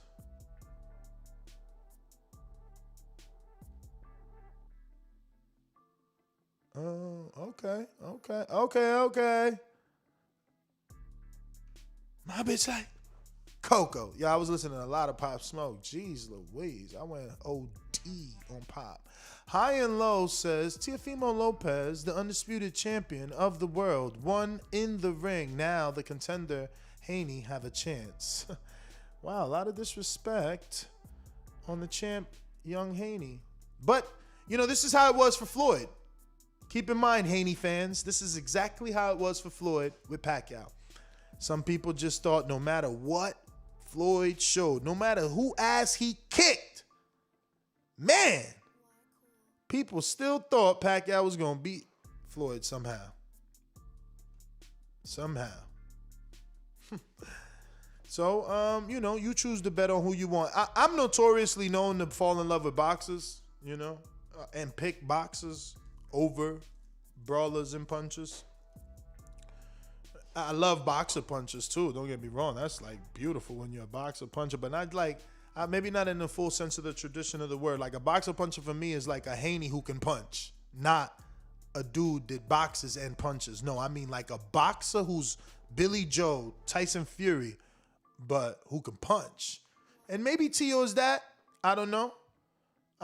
Maybe. We got to see.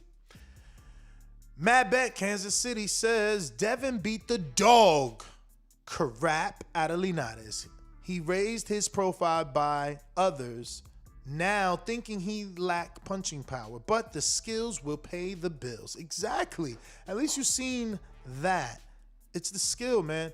Yeah, somebody maybe, all right, based off Linares doing what he did, and Bill, again, added so much clarity. Like, yo, Linares is a known puncher. What's the last thing to go on old men before somebody say, oh, he was 35? Last thing to go is power. It's always the last thing. It's always the last thing. So, maybe somebody who's a puncher like Tio can knock him out because he's younger. Let's see. He got to do it, though. Ain't that the exciting part? Davidian, Buffalo Falls. Hey, Brother Ness, have a blessed birthday today. God bless the Boxing Voice family. God bless you. Amen. Thank you for the love and the prayers, brother. Supermex, what up? He says, Crying Garcia got no room to speak on anyone. Fortuna signs a fight, and suddenly he's fine. But happy birthday, Ness. Hopefully, next year we can celebrate in DR. Hell yeah. Speak it, believe it, receive it. Speak it, believe it, receive it. We still want that TBV DR reunion. Now ain't the time, let me tell you, because them prices was crazy. Even though there's a flight today, I missed it. It's already too late. I desperately thought I had it on hold. I was just watching it. 2:30, straight flight to DR. But it was 3 hours away from here, man. I got to drive all the way to Fort Lauderdale. Any other airport, I was going to travel 9.5 hours to get to DR. Even if I would have drove to Orlando, it didn't matter. Fort Lauderdale was the only one offering a direct flight.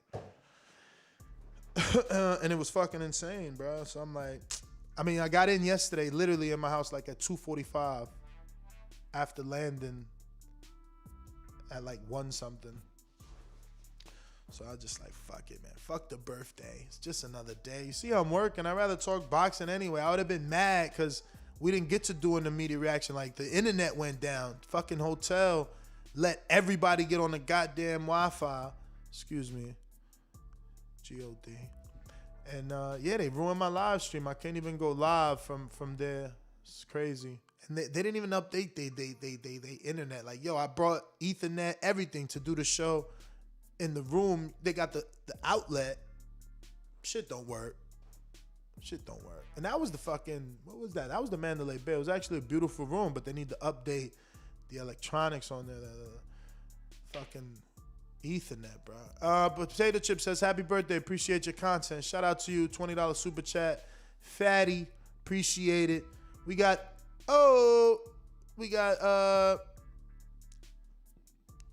call him 2 screen name, confusing me slightly, but it is JP in Long Beach, aka the heavy-handed J, that says, Devin could have beat Linares with the jab alone, had to play into the narrative and fight. Happy C-Day, big dog. Yo, yeah, man. And, you know, when Bill said that, like, yeah, no, you know, I'm the one told Dev to fight on it. I'm like, damn, man, did we play a part in motherfucking making Haney go through the bullshit? Like, when he could have just outboxed him? Was it us asking for this stupid knockout that caused him? But again, Bill did also say that he's happy it happened because it's like, you went through it now, you know, and he learns not to slack off. And by that, we going off what Bill said. What did Bill say? Bill said he got comfortable. So by getting comfortable is what caused him to get caught. And, you know, now since that happened with this level of fighter, and he's seen like, oh shit, even an old dude could hurt me. I gotta always be on point no matter what. And a learning experience, you know, lesson learned. No harm, no foul, in my opinion. You know, one punch can't win you the fight unless it's a knockout punch, man. Let's just be real. We got Owen Gibbs. Oh shit, Owen, are you my son? Long lost son? Or are you an uncle? Who are ya? Who are ya? With no message. Owen Gibbs. We got Jaime Nieto, who says Haney looked good for the most of the fight, but if he gets hit the way he did against Tio, I feel he gets KO'd. Okay. We'll see, because Tio ain't KO Loma, who went down by Linares. I mean, just saying. I'm just saying.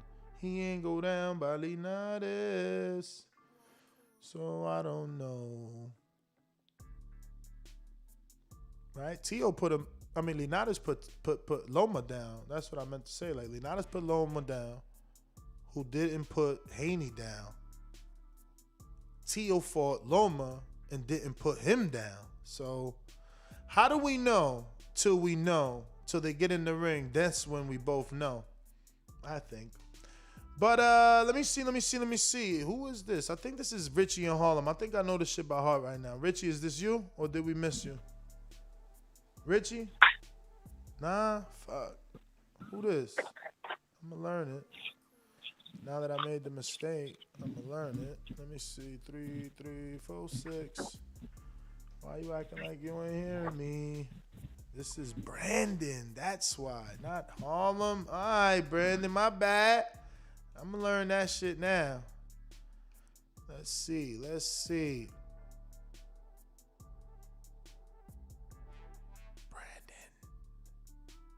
There we go. I'll make a meal out of Holyfield and farm it. You want me to go to jail? Do the homicide. Farm it. Two fighters said it take you right to bar to the security guard. You fight me, I'm going to kill you. I want you. Bad, baby.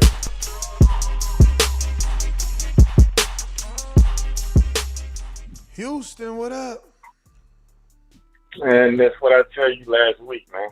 What I tell you about trying to appease the internet, man. What did I tell you about? I said, Devin Haney, do what you got to do to get your hand raised. Don't be worried about trying to get a knockout and making a statement and all this bullshit, because now you engage and you actually fell into the type of what these people wanted you to do. Actually, the people who really don't even care if you win or lose, they actually wanted to see you lose. They treating you getting rocked like a loss. So when you played into their hands, and it really kind of shocked me to hear Bill say he was the one, because next you were in the building. I was listening to the corner, and Bill said, he told him maybe in the 56th round, Devin, it's time for you to be the boss. And after he said it's time for you to be the boss, Haney started fighting kind of dirty, putting his elbow in Linares' neck, or pushing him around the ring, trying to fight on the inside. I'm like, yo, why would you switch this up? So to hear him say that, that's crazy, man. These dudes are listening to the internet, and honestly, you played a role in it. You're not the only channel that played a role in it. These dudes listen to the internet. Why do you think Tank fighting 140 pounders? Because all he do is fight 126 pounders. So what he do? I hear that they said only fight 126 pounders, so I'm gonna go fight a 140 pounder. Devin, listen to me. Do what you got to do to get your hand raised because these people don't give a shit about you. Not that necessarily. He fuck with you. He always give you a problem. We talking about, other entities and the fans that want to see you lose. Get your hand raised with your belt and keep fighting to see another day. But great job. I thought he boxed beautifully. It's just trying to do something that you're not used to doing, you got caught. So, in that case, stick to what you do, man. Do what you do best, and that skill's going to pay the bills, man. That's my call. All right. Well, that is all the callers because, we was... Oh, shit! Yo, Ali and Dago. Yo, I got to meet Ali and Dago, yo. Yo, Ali and Dago, what's up? I promise y'all. Yo, remember that scene from Baby Boy? Man, it don't got to be the scene to remember the dude. Let me go to Baby Boy. Fuck that. Because I did a horrible job explaining to Ali and Dago who I thought he looked like. But I got to meet Ali and Dago who calls in Vegas. He was in the building. That's what I'm saying. It was like a big fight, man. Shit was like a big fight weekend. And it was Memorial Day weekend, too. So that also helped. Like, I promise you, this is going to sound like total promotion, but I promise you, an old dude, older than me, because I call myself old, an old dude and his wife walked in, me and Francis actually was eating, so we left the media ringside, went to the bowl, right? Got the food, and then sat down like normal people in some empty seats, right? Couple comes in, older than us, and they're walking past. And he's like, "Hey, who's fighting?" And I'm like, "What?" And he's like, "Yeah, nah, we just walked in. We seen everybody coming in, so we walked in." I said, "Oh, get out of here!" Like that shit excited me. You know what I'm saying? Like that shit was like, "Oh wow!" Like as a content creator that talks about boxing every day, I felt like, yo, this is absolutely amazing information for you guys. Like, bruh. And then I seen him after, and he really enjoyed it. You know what I'm saying? He was definitely tuned in. So it brought people out. I'm telling you, I didn't go to a lot of Floyd fights. I went to some of the biggest, the obviously Mayweather Pac and McGregor and all that, but like, I ain't go to all his fights. So I don't know how many Bentleys was out for a Floyd fight. You feel me?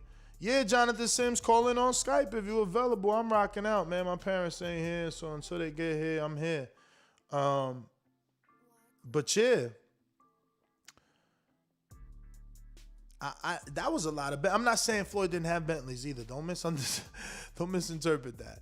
I'm just saying that the cars mean he brought the people out. People. Like there was this green Lamborghini kept going around the fucking thing. I was already like, bro, we see you. We see you. We get it. If your job was to let us know you driving a Lambo, we fucking seen it. Park it already. You know what I'm saying? He just kept going around because I'm always outside smoking. You know what I'm saying? It's legal to smoke. My beautiful listeners are blessing me with smoke. I'm smoking. Every chance I get, I'm out there. People hitting me up on IG like, yo, where you? I'm in the Mandalay Bay. Bring it through. Let's go. I'm smoking. I'm telling you, my girl was not believing. I was passing out like at 10 sometimes. It was just so much weed. You know what I'm saying? I loved it.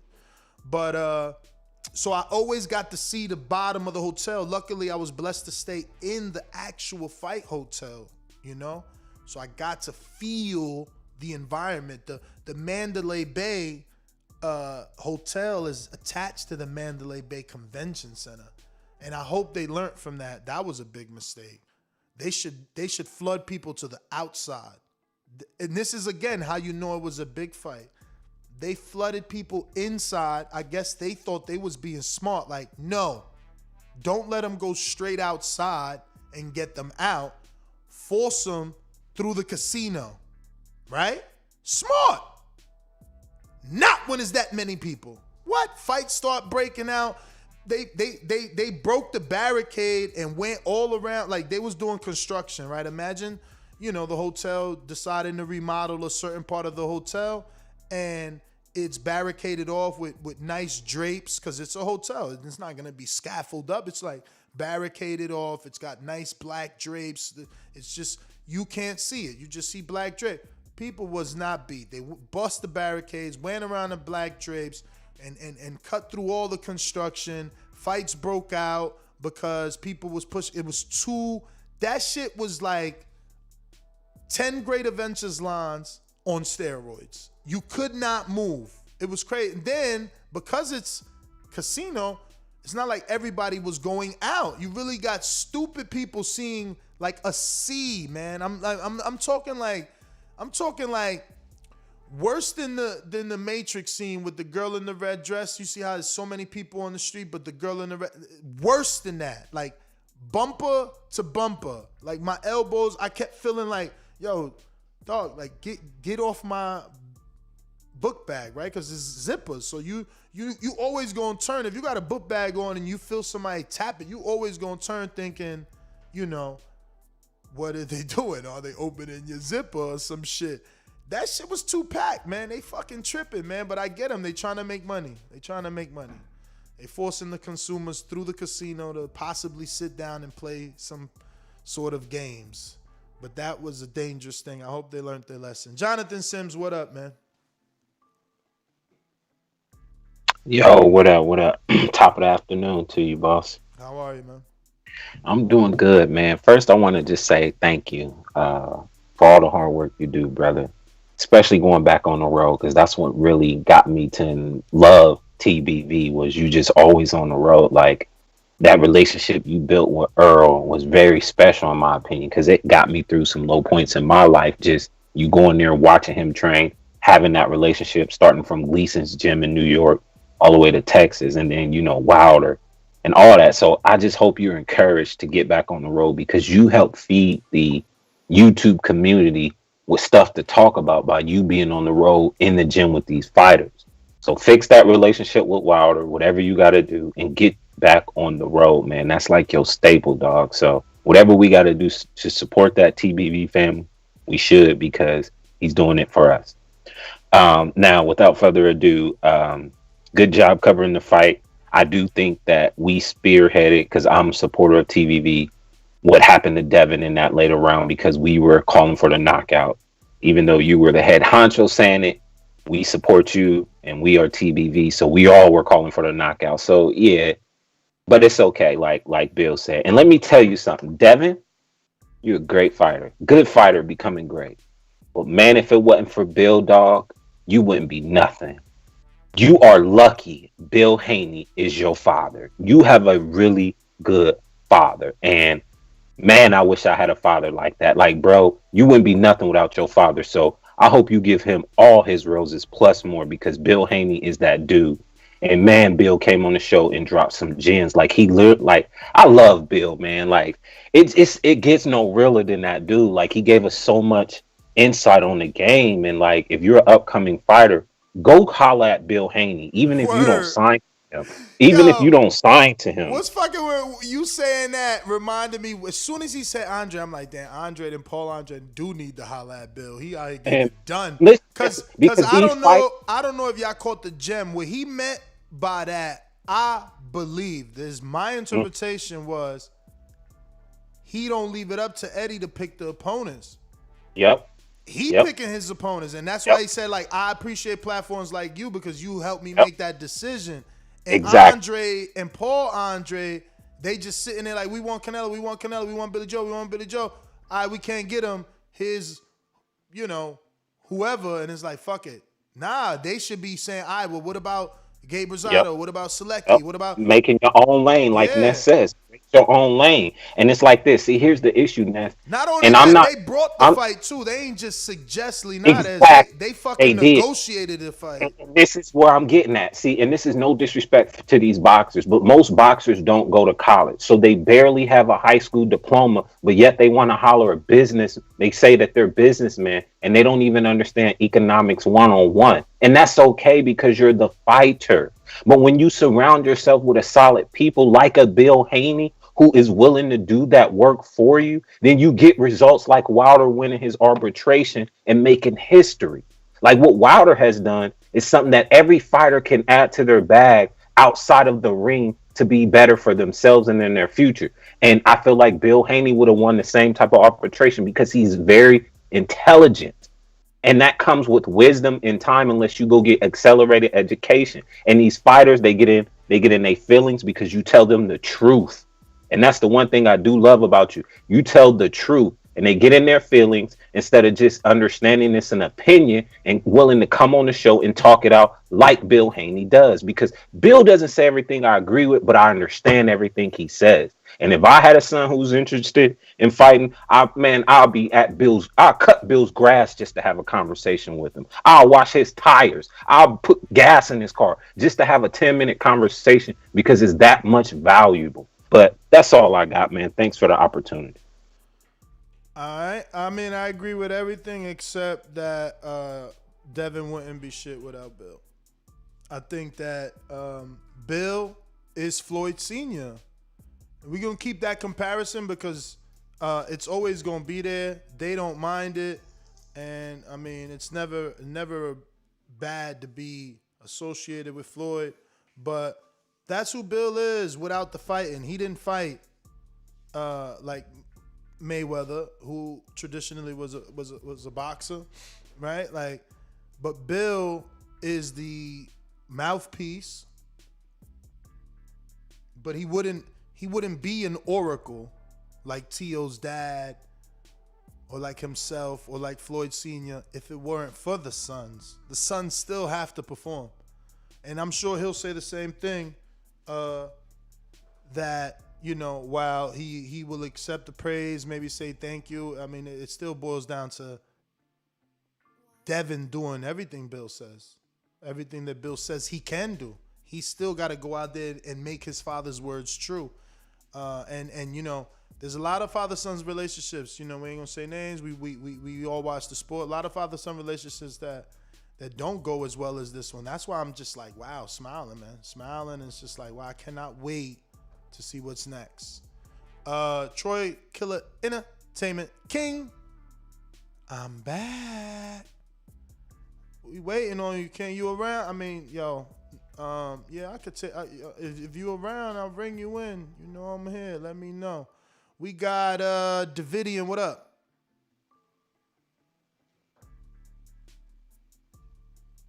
No Davidian. No Davidian. No Davidian. Davidian. Buffalo. Buffalo. Buffalo. Yo. What up? Hey, happy birthday, Ness. Thank you, brother. Thank you. I just wanted to mention I like Devin Haney. He's a good boxer. He was boxing the shit out of Linares. You know, I just wanted to see him win. He didn't have to prove nothing to me, but you know, he did what he needed to do. He shut Linares out, so shut him out completely. I mean, other than, you know, the little tiny bit. At least he didn't get dropped. I didn't think he was getting knocked out. Like, he was in control of the whole fight, so I like Devin Haney, you know. Yes, sir. I like all the young guys like Ryan and all them, but we gotta see what happens, you know, how their careers, you know, go. But yeah, God bless the boxing voice, and yeah, God bless you, Ness. Thank you, brother. Thank you, man. You went to Gather, right? So Jonathan, or we went? You? Oh, we went to you. All right, Gather. Did we go to you? Yeah, you came to me, Ness. Unless I get more time. Wait, no, but. Cause you, Jonathan Sims, unless you got two screen names going on, right? I'm talking about Gatho Jones. Yo, Ness. Yeah, This the same show from earlier? Hell yeah, it's the same show from earlier. I ain't going nowhere. Oh, damn, yeah, you already went to me, champ. You already went to me, man. All right. JT, you available? or you just listening? Because if not, then we truly are done. All right, he just listening. Yo, and that's GTO, Instagram and Twitter. Catch us on the next one. Yeah, man. Shout out Devin Haney, man, doing your thing. Excited to see what the boxing world offers you, man. See what's next. Peace.